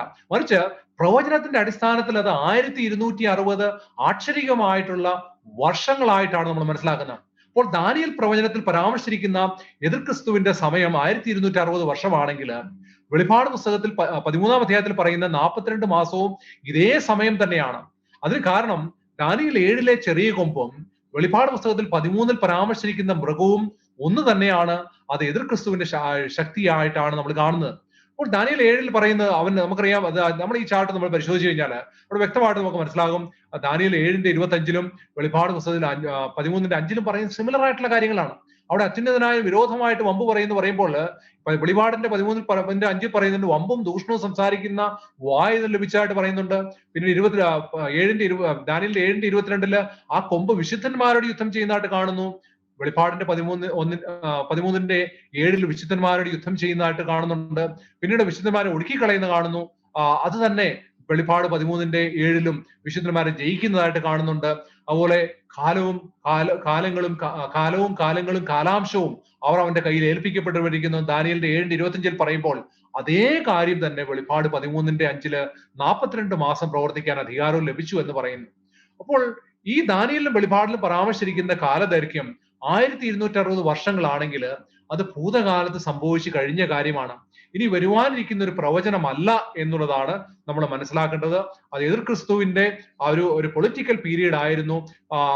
മരണകരമായിട്ടുള്ള മുറിവേറ്റത് വരെ 1798-ല് മരണകരമായിട്ടുള്ള മുറിവേൽക്കുന്നത് വരെയുള്ള ഒരു സമയമായിരുന്നു എന്നുള്ളതാണ് നമ്മൾ കാണുന്നത്. പക്ഷെ ഇനി വീണ്ടുമുള്ള ഭാഗത്ത് നമ്മൾ ഇന്ന് ജീവിച്ചിരിക്കുന്ന സമയത്ത് എന്ന് പറയുമ്പോൾ ആ മുറിവ് പുറത്തു പോകുന്ന ഒരു സമയത്താണ് നമ്മൾ ജീവിച്ചിരിക്കുന്നത്. ആ ഒരു ശക്തി വീണ്ടും ഉയർന്നു വരുന്നതായിട്ട് നമ്മൾ കാണുന്നുണ്ട്. നമ്മുടെ കൺമുമ്പിൽ തന്നെ നടക്കുന്ന കാര്യമാണ്. അതൊക്കെ നമ്മൾ വളരെ വ്യക്തമായിട്ട് കവർ ചെയ്തതാണ്. എതിർ ക്രിസ്തു എന്നുള്ള വെബിനാറിൽ. അപ്പോൾ നമ്മൾ ഇവിടെ പറയാനായിട്ട് ആഗ്രഹിക്കുന്നത് ഈ 1260 വർഷം എന്ന് പറയുന്നത് അത് ഭൂതകാലത്ത് സംഭവിച്ച കാര്യമാണ്, അതിനി വരുവാനിരിക്കുന്ന കാര്യമല്ല എന്നുള്ളതാണ് ഇവിടെ പറയാനായിട്ട് ആഗ്രഹിക്കുന്നത്. വെളിപ്പാട് പുസ്തകത്തിൽ അനേകം സംഖ്യകളെ കുറിച്ച് നമുക്ക് കാണുവാനായിട്ട് സാധിക്കും. ഓരോന്നിനും സവിശേഷതകളുണ്ട്, പ്രത്യേകതകളുണ്ട്. അത് വിവിധ പ്രവചനങ്ങളുമായിട്ട് ബന്ധപ്പെട്ടതാണ്. അങ്ങനെ ഒരു കാലഘടന അല്ലെങ്കിൽ ഒരു സംഖ്യയാണ് 144,000 പേർ അല്ലെങ്കിൽ 1,44,000 പേര് എന്ന് പറയുന്ന സംഖ്യ. ഇത് ഇസ്രായേൽ ഗോത്രത്തിൽ നിന്ന് തിരഞ്ഞെടുക്കപ്പെട്ട ആക്ഷരിക യഹൂദന്മാരാണെന്നാണ് പ്രീ ട്രിബുലേഷൻ വാദിക്കുന്നത്. ഇത് എത്രമാത്രം ശരിയാണ്? തീർച്ചയായിട്ടും നമ്മളത് വിശദമായിട്ട് മനസ്സിലാക്കേണ്ടതായിട്ടുണ്ട്. വെളിപാട് 7-ാം അധ്യായത്തിലും 14-ാം അധ്യായത്തിലും ഇങ്ങനെ 144,000 പേര് അല്ലെങ്കിൽ 1,44,000 പേരെ പറ്റി പറയുന്നുണ്ട്. അപ്പൊ പ്രീ ട്രിബുലേഷൻ വക്താക്കള് അത് തീർച്ചയായിട്ടും അത് അവരുടെ സിദ്ധാന്തം അനുസരിച്ച് അത് ആക്ഷരിക ഇസ്രയേലിൽ നിന്നും തിരഞ്ഞെടുക്കുന്നതായ ഗോത്രമാണ്. അത് പറയാൻ കാരണം മറ്റൊന്നുമല്ല, അതില് ഓരോ ഗോത്രങ്ങളുടെയും പേര് എടുത്തു പറഞ്ഞിട്ടാണ് ഓരോ ഗോത്രത്തിൽ നിന്ന് 12,000 പേര്, അതായത് യഹൂദ ഗോത്രത്തിൽ നിന്ന് 12,000 പേര്, രൂബേൻ ഗോത്രത്തിൽ നിന്ന് 12,000 പേര്, അങ്ങനെ ഓരോ ഗോത്രങ്ങളുടെയും പേര് എടുത്തു പറഞ്ഞിട്ട് അവസാനം പറയാണ് അങ്ങനെ 144,000 പേര്. അപ്പോൾ സാധാരണ ചിന്തിക്കാൻ സാധ്യതയുണ്ട് ഇത് ആശ്ചര്യമായിട്ടും വരുന്ന ഇസ്രായേലിൽ നിന്നായിരിക്കുമല്ലോ, കാരണം ഗോത്രങ്ങളുടെ പേര് പറഞ്ഞിട്ടുണ്ടല്ലോ എന്ന് ചിന്തിക്കാൻ സാധ്യതയുണ്ട്. പക്ഷെ നമ്മൾ ആദ്യമായിട്ട് ചിന്തിക്കേണ്ടത് ഇത് യഥാർത്ഥമായിട്ടുള്ള ഇസ്രായേലാണോ അതോ ആശ്ചര്യ ഇസ്രായേലാണോ അതോ ആത്മീയ ഇസ്രായേലാണോ എന്നുള്ളതാണ്. ആത്മീയ ഇസ്രായേലാണോ എന്നുള്ള വാദമാണ് നമ്മൾ കൂടുതലായിട്ടും ചിന്തിക്കുവാനായിട്ട് പോകുന്നത്. കാരണം ആശ്ചര്യ ഇസ്രായേലിന്റെ കാലത്തെ നമ്മൾ ചിന്തിക്കുമ്പോൾ പല ഗോത്രങ്ങളെ അവിടെ ഇല്ല, ചില ഗോത്രങ്ങളെ കൂട്ടിച്ചേർത്തിരിക്കുന്നു എന്നൊക്കെ നമുക്ക് കാണാൻ സാധിക്കും. നമുക്ക് വിശദമായിട്ടൊന്ന് പരിശോധിക്കാം. ആദ്യമായിട്ട് നമുക്ക് ആ വാക്യങ്ങളൊന്ന് നമുക്ക് നോക്കാം. അതായത് നമുക്കറിയാം യാക്കോബിന്റെ 12 പുത്രന്മാരെയാണ് 12 ഗോത്രങ്ങളായിട്ട് അവിടെ പറയുന്നത്. അപ്പോൾ ഈ യാക്കോബിന് 12 പുത്രന്മാര് പിന്നീട് നോക്കുമ്പോൾ യോസഫിന്റെ പുത്രന്മാരെ യാക്കോബ് അഡോപ്റ്റ് ചെയ്യുന്നതായിട്ട് നമുക്ക് കാണാൻ സാധിക്കും. അതായത് യോസഫിനെ തന്റെ സഹോദരന്മാർ ചതിച്ചു വിറ്റതിന്റെ ഒരു പ്രായശ്ചിത്തം എന്നവണ്ണം അവിടെ യാക്കോബ് പറയുകയാണ്, നിന്റെ പുത്രന്മാർ എന്റെ പുത്രന്മാരെ പോലെ ഇരിക്കട്ടെ. നമുക്ക് ആ വാക്യം വായിക്കാം. അത് ഉൽപ്പത്തിയിലാണ് പറയുന്നത്. ഉൽപ്പത്തി 48:5 പറയാണ്, മിസ്രൈമിൽ നിന്റെ അടുക്കൽ ഞാൻ വരും മുമ്പേ മിസ്രൈം ദേശത്ത് വെച്ച് 2 പുത്രന്മാരായ മനശ്ശയും എഫ്രൈം എനിക്കുള്ളവരായിക്കട്ടെ, രൂബേനും ശിമിയോനും പോലെ തന്നെ അവൻ എനിക്കുള്ളവരായിക്കട്ടെ എന്നവിടെ യാക്കോബ് പറയുകയാണ്. അപ്പോൾ അതിന് അങ്ങനെ വരുമ്പോഴേക്കും എണ്ണം കൂടി 12 എന്നുള്ളത് 13 വരുന്നതായിട്ട് കാണാൻ സാധിക്കും. അപ്പൊ അങ്ങനെ 13 കഴിയുമ്പോൾ നമുക്കറിയാം 12 ഗോത്രങ്ങളെ മാത്രമേ എണ്ണാൻ തക്കവണ്ണം സാധിക്കത്തുള്ളൂ. 13ാമത് ഗോത്രത്തെ എണ്ണരുത് എന്ന് ദൈവം പറയുന്നുണ്ട്. കാരണം എന്താണ്? ലേവി ഗോത്രത്തെ ഗോത്രമായിട്ട് എണ്ണരുത് എന്നുള്ള പറയുന്നുണ്ട്. നമുക്ക് അതിന്റെ വാക്യം സംഖ്യാപുസ്തകത്തിലാണ് പറഞ്ഞിരിക്കുന്നത്. നമുക്ക് നോക്കാതെ സംഖ്യ 1:48, 49 ലേവി ഗോത്രത്തെ മാത്രം എണ്ണരുത്, ഇസ്രായേൽ മക്കളുടെ അവരുടെ സംഖ്യ എടുക്കുകയും വരുത്. അപ്പൊ അങ്ങനെ നോക്കുമ്പോൾ ലേവി പ്ലസ് 12 ഗോത്രം എന്നുള്ളതാണ് കാണുന്നത്. അങ്ങനെ വരുന്നത് എന്തുകൊണ്ടാണ്? യോസഫിന്റെ പുത്രന്മാരെ കൂട്ടിച്ചേർത്തുകൊണ്ടാണെന്ന് കാണാൻ സാധിക്കും. എന്നാല് വെളിപാട് പുസ്തകം 7-ാമത്തെ അധ്യായത്തിലേക്ക് പരാമർശിക്കുമ്പോൾ ഈ പറയുന്ന ചില ആശ്ചര്യമായിട്ട് നമ്മൾ എടുക്കാൻ കഴിയാത്തതിന് ചില കാരണങ്ങളുണ്ട്. കാരണം കർത്താവ് യേശുക്രിസ്തുവിന്റെ കാലത്ത് തന്നെ ഈ 12 ഗോത്രം, അതായത് യോസഫിന്റെ പുത്രന്മാരിൽപ്പെട്ട 12 ഗോത്രങ്ങളിലെ 10 ഗോത്രങ്ങൾ നഷ്ടപ്പെട്ടു പോയതായിട്ട് മനസ്സിലാക്കുന്നു. എങ്ങനെയാണ് നഷ്ടപ്പെട്ടു പോയത്? ഇസ്രായേൽ എന്ന് പറയുന്ന രാജ്യം 2ആയിട്ട് വിഭജിച്ചു. യഹൂദ എന്നൊരു രാജ്യവും അതുപോലെ തന്നെ ഇസ്രായേൽ എന്ന് പറയുന്ന മറ്റൊരു രാജ്യവും. അപ്പൊ ഇസ്രായേൽ എന്ന് പറയുന്ന രാജ്യത്തിലായിരുന്നു കൂടുതൽ ഗോത്രങ്ങൾ ഉണ്ടായിരുന്നു. 10 ഗോത്രങ്ങൾ അവിടെ ഉണ്ടായിരുന്നു. അവിടെ BC 722 അസീറിയർക്കാർ വന്ന് ആ രാജ്യത്തെ ആക്രമിക്കുന്നതായിട്ടും അതുപോലെ തന്നെ അവരെ വംശഹത്യ നടത്തി അവരെ ഇല്ലാതാക്കുന്നതായിട്ടും തിരുവചനം പഠിപ്പിക്കും. അത് 2 രാജാക്കന്മാരിലാണ് പറയുന്നത്. 2 രാജാക്കന്മാർ 17-6 ഹോശയുടെ 9-ാം ആണ്ടിൽ അശൂർ രാജാവ് ശമര്യ പിടിച്ചടക്കി ഇസ്രായേലിനെ ബദ്ധരാക്കി അശൂരിലേക്ക് കൊണ്ടുപോയി. അങ്ങനെ അവരെ പല പട്ടണങ്ങളിൽ കൊണ്ട് പാർപ്പിച്ചതായിട്ട് പറയുന്നു. അങ്ങനെ കർത്താവ് യേശുക്രിസ്തുവിന്റെ കാലം വരുമ്പോൾ തന്നെ 12 ഗോത്രങ്ങളും അവിടെ ഇല്ല എന്നുള്ളതാണ് മനസ്സിലാക്കേണ്ടത്. പിന്നെ എത്ര ഗോത്രങ്ങൾ ഉണ്ടായിരുന്നുള്ളൂ? 3 ഗോത്രങ്ങളെ അവശേഷിക്കുന്നുള്ളൂ. അതാണ് യഹൂദയും ബെന്യാമീനും ലേവി ഗോത്രവും മാത്രമേ അവിടെ അവശേഷിക്കുന്നതായിട്ട് കാണാൻ സാധിച്ചുള്ളൂ. അങ്ങനെ അപ്പൊ ആ കാലത്ത് നഷ്ടപ്പെട്ടു പോയ ആ 10 ഗോത്രങ്ങൾ ഇന്ന് വരെയും അവർക്ക് തിരിച്ചു കണ്ടെത്തുവാനായിട്ട് സാധിച്ചിട്ടില്ല. അതായത് ഇന്ന് നമുക്കറിയാം ഇസ്രായേലിൽ ഒരു പുതിയ രാജ്യമുണ്ട്. അവര് പല ദേശങ്ങളിൽ നിന്നും ആൾക്കാർ തിരിച്ചു വന്നു. പക്ഷെ ഈ നഷ്ടപ്പെട്ടു പോയ ഗോത്രങ്ങളിൽപ്പെട്ട ആരും തന്നെ ഇന്ന് വരെ തിരിച്ചു വന്നിട്ടില്ല എന്നുള്ളതാണ് മനസ്സിലാക്കുന്നത്. അപ്പൊ അതുകൊണ്ട് തന്നെ ഈ വെളിപാട് പുസ്തകം 7-ാം അധ്യായത്തിലും 14-ാം അധ്യായത്തിലും പറഞ്ഞിരിക്കുന്ന 12 ഗോത്രങ്ങളെ ആശ്ചര്യമായിട്ട് നമുക്ക് എടുക്കുവാൻ സാധ്യമല്ല. എന്തുകൊണ്ട് സാധ്യമല്ല? ആശ്ചര്യമായിട്ടുള്ള ആ ഗോത്രങ്ങൾ ഇന്ന് അവശേഷിക്കുന്നില്ല എന്നുള്ള, വളരെ ചുരുക്കം ചില ആളുകളെ ഗോത്രങ്ങളെ അവശേഷിക്കുന്നുള്ളൂ എന്നുള്ളതാണ് നമ്മൾ മനസ്സിലാക്കേണ്ടത്. അപ്പോൾ അതുപോലെ തന്നെ ഈ വെളിപാട് പുസ്തകത്തിലേക്ക് വരുമ്പോൾ ചില ഗോത്രങ്ങൾ അവിടെ ഒഴിവാക്കി. ഏതൊക്കെ ഗോത്രങ്ങളെ ഒഴിവാക്കി? ദാനും ഗോത്രത്തെയും എഫ്രൈം ഗോത്രത്തെയും ഒഴിവാക്കി തരണം. എന്താണ് കാരണം? നമുക്കറിയാം ആ ഉൽപ്പത്തി പുസ്തകം 49-ാം അധ്യായം 14-ാം വാക്യം വായിക്കുമ്പോഴും ഹോശേയ പ്രവചനം 4-ാം അധ്യായം 7-ാം വാക്യം വായിക്കുമ്പോഴും ഈ ഗോത്രങ്ങളെ ദൈവം അവിടെ ശപിക്കുന്നതായിട്ട്, അല്ലെങ്കിൽ അവരെ ഒഴിവാക്കുന്നതായിട്ട് കാണാൻ സാധിക്കും. ദാൻ വഴിയിലൊരു പാമ്പും പാതയിൽ ഒരു സർപ്പവുമാകുന്നു എന്ന് പറയും. ദാനെ പറ്റി പറയാണ്. അവരെ എന്ത് ചെയ്തു?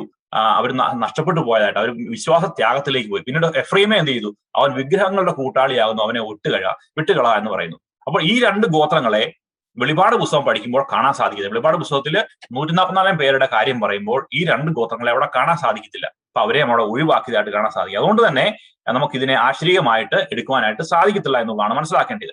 ഇനി നമ്മൾ ഈ ഇസ്രായേൽ മക്കളുടെ പേരുകൾ നമ്മൾ നോക്കുകയാണെന്നുണ്ടെങ്കിൽ ഉൽപ്പത്തി പുസ്തകം 29 അധ്യായത്തിന്റെ 30 വായിക്കുമ്പോൾ ഒരു കറക്റ്റ് ആയിട്ടുള്ള അവരുടെ ബർത്ത് അനുസരിച്ചുള്ള അത് കാണാൻ, ആ ഒരു പേര് കൊടുത്തിരിക്കുന്നത് കാണാൻ സാധിക്കും. ഇനി സംഖ്യാപുസ്തകം 1-ാം വാക്യം വായിക്കുമ്പോഴേക്കും വീണ്ടും ഒരു ലിസ്റ്റ് കൊടുത്തിരിക്കുന്നതായിട്ട് കാണാൻ സാധിക്കും. അവിടെ എന്താണ്? അവിടെ യോസഫിന്റെ പുത്രന്മാരെ അവിടെ കൂട്ടിച്ചേർക്കുന്നതായിട്ട് കാണാൻ സാധിക്കും. എന്നാൽ വെളിപാട് പുസ്തകം 4-ാം അധ്യായത്തിൽ വരുമ്പോഴേക്കും അതിന്റെ എല്ലാം ഓർഡർ മാറുകയാണ്. യഹൂദ എന്ന് പറയുന്ന പുത്രനെ 1-ാമതാക്കി കൊടുത്തിരിക്കുകയാണ്. പക്ഷേ രൂപേനാണ് 1-ാമതാക്കി വരേണ്ടത്. യഹൂദ കണക്ക് പ്രകാരം 4-ാമത്തെ സ്ഥാനത്താണ് യഹൂദ വരേണ്ടത്. പക്ഷേ യഹൂദ അവിടെ 1-ാം സ്ഥാനത്തായിട്ട് വെളിപാട് 14 കൊടുത്തിരിക്കുന്ന കാണാൻ സാധിക്കും.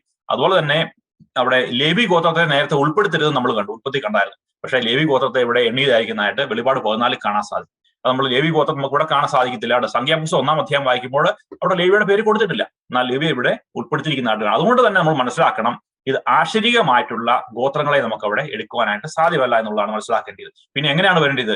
ഇത് ദൈവം തന്റെ സഭയായ പുതിയ നിയമ സഭയിൽ നിന്നും ദൈവം തിരഞ്ഞെടുക്കുന്ന തന്റെ വ്യക്തികളെയാണ് ഇതിലേക്ക് വരുന്നത് എന്നുള്ളതാണ് മനസ്സിലാക്കേണ്ടത്. നമുക്ക് അതുപോലെ തന്നെ ഈ യഹൂദ ഈ പേരുകൾ നമ്മൾ പരിശോധിക്കുമ്പോൾ ഓരോ പേരിനും ഓരോ അർത്ഥമുണ്ട്. ആ അർത്ഥം ഇങ്ങനെയാണ് കൊടുത്തിരിക്കുന്നത്. യഹൂദ എന്ന് പറഞ്ഞാൽ ഞാൻ കർത്താവിനെ സ്തുതിക്കും. രൂബേൻ എന്ന് പറഞ്ഞാൽ അവൻ എന്നെ നോക്കി. അങ്ങനെ ഓരോ പേരിനും, അങ്ങനെ ഗാദ് എന്ന് പറഞ്ഞാൽ നല്ല ഭാഗ്യം നൽകി. അപ്പോൾ വെളിപാട് പുസ്തകത്തിൽ പറഞ്ഞിരിക്കുന്ന അതേ ഓർഡറിൽ നമ്മൾ അതൊന്ന് എഴുതി വെക്കുകയാണെന്നുണ്ടെങ്കിൽ അത് ഇപ്രകാരം നമുക്ക് വായിക്കാൻ സാധിക്കും. കർത്താവ് എന്നെ നോക്കി നല്ല ഭാഗ്യം നൽകിയതിനാൽ ഞാൻ അവനെ സ്തുതിക്കും. എന്റെ പോർ ദൈവം എന്നെ മറക്കാൻ പ്രേരിപ്പിച്ചതിനാൽ ഞാൻ സന്തോഷവാനാണ്. ദൈവം എന്നെ ശ്രദ്ധിക്കുകയും എന്നോടൊപ്പം ചേരുകയും ചെയ്യുന്നു. അവൻ എനിക്ക് ഒരു വാസസ്ഥലം വാങ്ങി എന്നെ കൂട്ടിച്ചേർക്കും. ഞാൻ അവന്റെ വലങ്കയുടെ പുത്രൻ. ഇങ്ങനെ ഒരു മീനിങ് ഫുൾ ആയിട്ടുള്ള ഒരു സെന്റൻസ് കാണാൻ സാധിക്കും. അപ്പൊ വെളിപാട് പുസ്തകം 7-ാം അധ്യായത്തിലും 14-ാം അധ്യായത്തിലും പറഞ്ഞിരിക്കുന്ന പേരുകളുടെ ക്രമാനുസരിച്ചാണ് നമ്മൾ ഈ സെന്റൻസ് ഉണ്ടാക്കിയത്. അങ്ങനെ ഉണ്ടാക്കി കഴിയുമ്പോൾ അങ്ങനെ വളരെ കൃത്യമായ, വളരെ മീനിങ് ഫുൾ ആയിട്ടുള്ള ഒരു വേർഡ് നമുക്ക് കിട്ടും. അതിൽ നിന്നാണ് മനസ്സിലാക്കേണ്ടത്. അന്ത്യനാളുകളിൽ ഈ പേരുകൾ സഭയുടെ പോരാട്ടം, വീണ്ടെടുപ്പ്, വിജയം, കുഞ്ഞാടുമായുള്ള വിവാഹം എന്നിങ്ങനെ എല്ലാ കഥകളും അവിടെ വിവരിക്കുന്നതായിട്ട് കാണാൻ സാധിക്കും. പുതിയ നിയമ സഭയുടെ വീണ്ടെടുപ്പിന്റെ ചരിത്രമാണ് ദൈവം അവിടെ പറയുന്നത് കാണാൻ സാധിക്കും. അതുകൊണ്ട് തന്നെ ഈ അന്ത്യനാളുകളിൽ 144 പേര് മാത്രമേ രക്ഷിക്കപ്പെടുന്നു എന്നൊന്നും പറയുന്നില്ല. പക്ഷേ ദൈവം ഒരു വലിയ സംഖ്യയെ ദൈവം തിരഞ്ഞെടുക്കും. പക്ഷേ കർത്താവിന്റെ 2-ാം വരവെങ്കിൽ ദൈവം ചേർത്ത് നിർത്തുന്ന, അല്ലെങ്കിൽ തെരഞ്ഞെടുക്കുന്ന ഒരു പ്രത്യേക ഗണമാണ്. അത് ആശ്ചര്യമായിട്ടുള്ള ഒരു സംഖ്യയായിട്ട് നമ്മൾ കാണുന്നില്ല. അതിലും വലിയൊരു സംഖ്യയാണ് എന്നുള്ളതാണ് നമ്മൾ മനസ്സിലാക്കുന്നത്. അതുകൊണ്ട് തന്നെ ഇത് ആശ്ചര്യ ഇസ്രായേലുമായിട്ട് ഇതിനെ കണക്ട് ചെയ്യാൻ സാധിക്കത്തില്ല. പുതിയ നിയമ സഭയുമായിട്ട് മാത്രമേ ഇതിനെ കണക്ട് ചെയ്യാനായിട്ട് സാധിക്കത്തുള്ളൂ എന്നുള്ളതാണ്. നമുക്ക് അവസാനത്തെ ചോദ്യത്തിലേക്ക് വരാം. അവസാന നാളുകളിൽ ദൈവസഭ വലിയൊരു കഷ്ടത്തിലൂടെ കടന്നു പോകേണ്ടതായിട്ടുണ്ട് എന്ന് തിരുവചനം സാക്ഷ്യപ്പെടുത്തുന്നു. എന്നാൽ ദൈവത്തിന്റെ ജനത്തിന് തുണ നിൽക്കുവാനായിട്ട് ദൈവം അവസാനമായിട്ട് 7 ബാധകളെ അയക്കുന്നതായിട്ട് കാണും. ഇതിനെ ദൈവക്രോധം എന്ന് വിളിക്കുന്നു. അപ്പോൾ ദൈവക്രോധത്തിൽ നിന്ന് ദൈവജനത്തെ സംരക്ഷിക്കുന്നത് എന്താണ്? ആ സംരക്ഷണം ലഭിക്കുവാനായിട്ട് നാം എന്താണ് ചെയ്യേണ്ടത്? ആദ്യമായി നാം മനസ്സിലാക്കേണ്ടത് മഹാഉപദ്രവവും ദൈവക്രോധവും രണ്ടാണ് എന്നാണ്. ദൈവക്രോധം ഏറ്റവും ഭയങ്കരമാണെന്നും അത് സർവഭൂമിയിലേന്മേലും വരുമെന്നും തിരുവചനം സാക്ഷ്യപ്പെടുത്തുന്നു. ഇതിനെ കുഞ്ഞാടിന്റെ കോപമെന്നും വിശേഷിപ്പിക്കുന്നതായി കാണാം. 7 ബാധകളിൽ കൂടിയാണ് ദൈവക്രോധം വെളിപ്പെടുന്നത്. നമുക്കൊരു വാക്യം നോക്കാം. വെളിപ്പാട് 6:16-17 നമുക്ക് ഇങ്ങനെ കാണാം. സിംഹാസനത്തിൽ ഇരിക്കുന്നവന്റെ മുഖം കാണത്തക്ക വണ്ണവും കുഞ്ഞാടിന്റെ കോപം തട്ടാത്ത വണ്ണവും ഞങ്ങളെ മറപ്പിൻ. അവരുടെ മഹാകോപ ദിവസം വന്നു, ആർക്ക് നിൽപ്പാൻ കഴിയും എന്ന് പറഞ്ഞു. എന്നാൽ ദൈവജനത്തെ ഈ ക്രോധത്തിൽ നിന്നും രക്ഷിക്കുന്നത് ദൈവത്തിന്റെ മുദ്രയാണ് എന്ന് വെളിപ്പാടിന്റെ 7:22-4 മുതൽ 4 വരെ വാക്യങ്ങളിൽ നിന്ന് നമുക്ക് കാണാം. അതുപോലെ തന്നെ ദാനിയേലിന്റെ തന്നെ 9:3 മുതൽ 4 വാക്യങ്ങളിൽ നിന്നും നമുക്ക് മനസ്സിലാക്കാൻ സാധിക്കും. നമുക്ക് ആദ്യം വെളിപ്പാടിന്റെ 7:2 മുതൽ 4 വരെ നമുക്ക് നോക്കാം. മറ്റുള്ള ഒരു ദൂതൻ ജീവനുള്ള ദൈവത്തിന്റെ മുദ്രയുമായി കിഴക്ക് നിന്ന് കയറുന്നതും കണ്ടു. അവൻ ഭൂമിക്കും സമുദ്രത്തിനും കേടുവരുത്തുവാൻ അധികാരം ലഭിച്ച 4 ദൂതന്മാരോട്, നമ്മുടെ ദൈവത്തിന്റെ ദാസന്മാരുടെ നെറ്റിയില് ഞങ്ങൾ മുദ്രയിട്ട് കഴിയുവോളം ഭൂമിക്കും സമുദ്രത്തിനും വൃക്ഷങ്ങൾക്കും കേടുവരുത്തരുത് എന്ന് ഉറക്കെ വിളിച്ചു പറഞ്ഞു. മുദ്രയേറ്റവരുടെ എണ്ണവും ഞാൻ കേട്ടു. ഇസ്രായേൽ മക്കളുടെ സകല ഗോത്രത്തിൽ നിന്നും മുദ്രയേറ്റവർ 144,000 പേർ. അതുപോലെ തന്നെ വെളിപ്പാടിന്റെ 9:3-4 നമുക്ക് നോക്കാം. പുകയിൽ നിന്ന് വെട്ടുക്കിളി ഭൂമിയിൽ പുറപ്പെട്ടു. അതിന് ഭൂമിയിൽ തേളിനുള്ള ശക്തി ലഭിച്ചു. നെറ്റിയിൽ ദൈവത്തിന്റെ മുദ്രയില്ലാത്ത മനുഷ്യർക്കല്ലാതെ ഭൂമിയിലെ പുല്ലിനും പച്ചയായ യാതൊന്നിനും യാതൊരു വൃക്ഷത്തിനും കേടുവരുത്തരുതെന്ന് അതിന് കൽപ്പനയുണ്ടായി. അതുകൊണ്ട് ദൈവത്തിന്റെ മുദ്ര എന്താണെന്നും അത് ആർക്ക് ലഭിക്കുമെന്നും നമ്മൾ അറിയേണ്ടതായിട്ടുണ്ട്. അത് നമുക്ക് ഇസ്രായേൽ ജനതയുടെ ചരിത്രം നോക്കിയാൽ തന്നെ അല്ലേ, മിസ്രൈം ദേശത്തിൽ നിന്ന് ദൈവം അവിടെ അവരെ ബാധകൾ അയച്ചപ്പോൾ തന്റെ ജനത്തിന് അത് ബാധിക്കാതിരിക്കാനായിട്ട് ഒരു വ്യത്യാസം വെച്ചതായിട്ട് നമുക്ക് കാണാൻ സാധിക്കും. പുറപ്പാടിന്റെ 8:22-23 വാക്യങ്ങൾ നമുക്ക് നോക്കാം. എന്നാൽ ഭൂമിയിൽ ഞാൻ തന്നെ യഹോവ എന്ന് നീ അറിയേണ്ടതിന് എന്റെ ജനം പാർക്കുന്ന ഗോശെൻ ദേശത്തെ അന്ന് ഞാൻ നയിച്ചു വരാതെ വേർതിരിക്കും. എന്റെ ജനത്തിനും നിന്റെ ജനത്തിനും മധ്യേ ഞാനൊരു വ്യത്യാസം വെക്കും. നാളെ ഈ അടയാളം ഉണ്ടാകും. എന്നാൽ ദൈവത്തിന്റെ സംരക്ഷണം ഇസ്രായേൽ ജനതയ്ക്ക് ലഭിക്കുവാൻ കാരണം അവരുടെ അനുസരണമായിരുന്നു എന്ന് പുറപ്പാടിന്റെ 12:7-50 വാക്യങ്ങളിൽ നിന്നും നമുക്ക് കാണാൻ സാധിക്കും. അത് നമുക്ക് നോക്കാം. അതിന്റെ രക്തം കുറെ എടുത്ത് തങ്ങൾ തിന്നുന്ന വീടുകളുടെ വാതിലിന്റെ കട്ടളക്കാൽ 2-മേലും കുറുമ്പടിമേലും പുരട്ടണം. 50 വാക്യം, യഹോവ മോശയോടും അഹറോനോടും കൽപ്പിച്ചതുപോലെ തന്നെ അവർ ചെയ്തു. അന്ത്യകാലത്തും ദൈവജനത്തിന് മുദ്ര ലഭിക്കുന്നത് അവരുടെ വിശ്വാസത്താലുള്ള അനുസരണത്തിലൂടെയാണ് എന്ന് നമുക്ക് കാണാൻ സാധിക്കും. അതുപോലെ തന്നെ ഈ ദൈവത്തിന്റെ മുദ്ര കിട്ടുന്നത് തന്റെ ജനത്തിന്റെ കൈയിന്മേലും നെറ്റിയിന്മേലുമാണെന്നും കാണാൻ സാധിക്കും. ആവർത്തനം 6:1-8 വാക്യങ്ങളും നമുക്ക് നോക്കാം. ഞാൻ നിന്നോട് കൽപ്പിക്കുന്ന നിന്റെ ദൈവമായ യഹോവയുടെ എല്ലാ ചട്ടങ്ങളും കൽപ്പനകളും പ്രമാണിക്കാൻ തക്കവണ്ണം അവനെ ഭയപ്പെടേണ്ടതിനും, 8 വാക്യം, അവയെ അടയാളമായി നിന്റെ കൈയിന്മേൽ കെട്ടണം. അവ നിന്റെ കണ്ണുകൾക്ക് മധ്യേ പട്ടമായി ഇരിക്കണം. അതിനാലാണ് ദൈവജനത്തിന്റെ സവിശേഷത എന്നത് ദൈവകൽപ്പനയും യേശുവിന്റെ സാക്ഷ്യമുള്ളവരുമെന്ന് തിരുവചനത്തിൽ വിവരിക്കുന്നതെന്ന് കാണാൻ സാധിക്കും. അത് നമുക്ക് വെളിപ്പാടിന്റെ 12:17 കാണാം. മഹാസർപ്പം സ്ത്രീയോട് കോപിച്ചു. ദൈവകൽപ്പന പ്രമാണിക്കുന്നവരും യേശുവിന്റെ സാക്ഷ്യമുള്ളവരുമായി അവരുടെ സന്തതിയിൽ ശേഷിപ്പുള്ളവരോട് യുദ്ധം ചെയ്യുവാൻ പുറപ്പെട്ടു. അവൻ കടപ്പുറത്തെ മണലിന്മേൽ നിന്നു. ഇതിൽ നിന്നെല്ലാം അനുസരണത്താൽ മാത്രമാണ് ദൈവക്രോധം കിട്ടാതിരിക്കുന്നതെന്നും അല്ലെങ്കിൽ അത് കിട്ടുന്നതിൽ നിന്നും നമ്മളെ ദൈവം സംരക്ഷിക്കുന്നതെന്നും നമുക്ക് വ്യക്തമായി മനസ്സിലാക്കാം. അതുപോലെ തന്നെ ഒരു കാര്യം കൂടെ പറയാനായിട്ട് ആഗ്രഹിക്കുകയാണ്. ഈ വിഷയത്തെക്കുറിച്ച് ഞങ്ങള് മൃഗത്തിന്റെ മുദ്രയും അമേരിക്കയും എന്ന വിഷയത്തെക്കുറിച്ച് ഒരു വെബിനാർ നടത്തിയതാണ്. അതിന്റെ 17-ാം നമ്പറാണ്. അത് കണ്ടാൽ ഒന്നുകൂടെ വ്യക്തമായി മനസ്സിലാക്കാൻ സാധിക്കുമെന്നും പറയാൻ ആഗ്രഹിക്കുകയാണ്. നമ്മൾ ചർച്ച ചെയ്തുകൊണ്ടിരുന്നത് വെളിപ്പാട് പുസ്തകം ആർക്ക് വേണ്ടിയാണോ എഴുതിയത്? അത് യഹൂദന് വേണ്ടിയാണോ സഭയ്ക്ക് വേണ്ടിയാണോ എന്ന വിഷയത്തെ ആസ്പദമാക്കിയാണ്. അന്ത്യകാലത്തിൽ ജീവിച്ചിരിക്കുന്ന നാം ഓരോരുത്തർക്കും വേണ്ടിയാണ് ദൈവം തന്റെ ദാസനായ യോഹന്നാനിലൂടെ വെളിപ്പാട് പുസ്തകം എഴുതിയിരിക്കുന്നതെന്ന് നമ്മൾ മനസ്സിലാക്കി. 4-ാമത്തെ അധ്യായം മുതൽ 19-ാമത്തെ അധ്യായം വരെ പ്രീ ട്രിബുലേഷൻകാര് വാദിക്കുന്നത് പോലെ അത് യഹൂദ ജനത്തിന് വേണ്ടി എഴുതിയതല്ല എന്നതാണ് നമുക്ക് മനസ്സിലാകുവാനായിട്ട് സാധിച്ചത്. നമുക്കിനി പെട്ടെന്ന് കഴിഞ്ഞ ആഴ്ചയിൽ ചോദ്യം അല്ലെങ്കിൽ പ്രേക്ഷകർ ചോദിച്ച ചോദ്യങ്ങളിലേക്ക് കിടക്കാം. 4 പ്രധാനപ്പെട്ട ചോദ്യങ്ങളാണ് വന്നിട്ടുള്ളത്. അതിനുള്ള ചെറിയ ഉത്തരങ്ങളായിരിക്കും നമ്മൾ ഇപ്പോൾ നൽകുവാനായിട്ട് ഉദ്ദേശിക്കുന്നത്. ആദ്യത്തെ ചോദ്യം ഇതാണ്: റോമർക്ക് എഴുതിയ ലേഖനം 11-ാമത്തെ അധ്യായം 26-ാമത്തെ വാക്യത്തിൽ ഇങ്ങനെ പറയുന്നു, എല്ലാ ഇസ്രായേലിലും രക്ഷിക്കപ്പെടുമെന്ന് എഴുതിയിരിക്കുന്നു. അത് എത്രമാത്രം ശരിയാണ്? റോമർ 11:26 എല്ലാ ഇസ്രായേലും രക്ഷിക്കപ്പെടും എന്ന് എഴുതിയിരിക്കുന്നു. അപ്പൊ പലരും സംശയമുണ്ട്, പലരും കാണിക്കുന്ന ഒരു വാക്യമാണ്. ഇതിനകത്ത് പറഞ്ഞിരിക്കുന്ന എല്ലാ ഇസ്രായേലും രക്ഷിക്കപ്പെടും.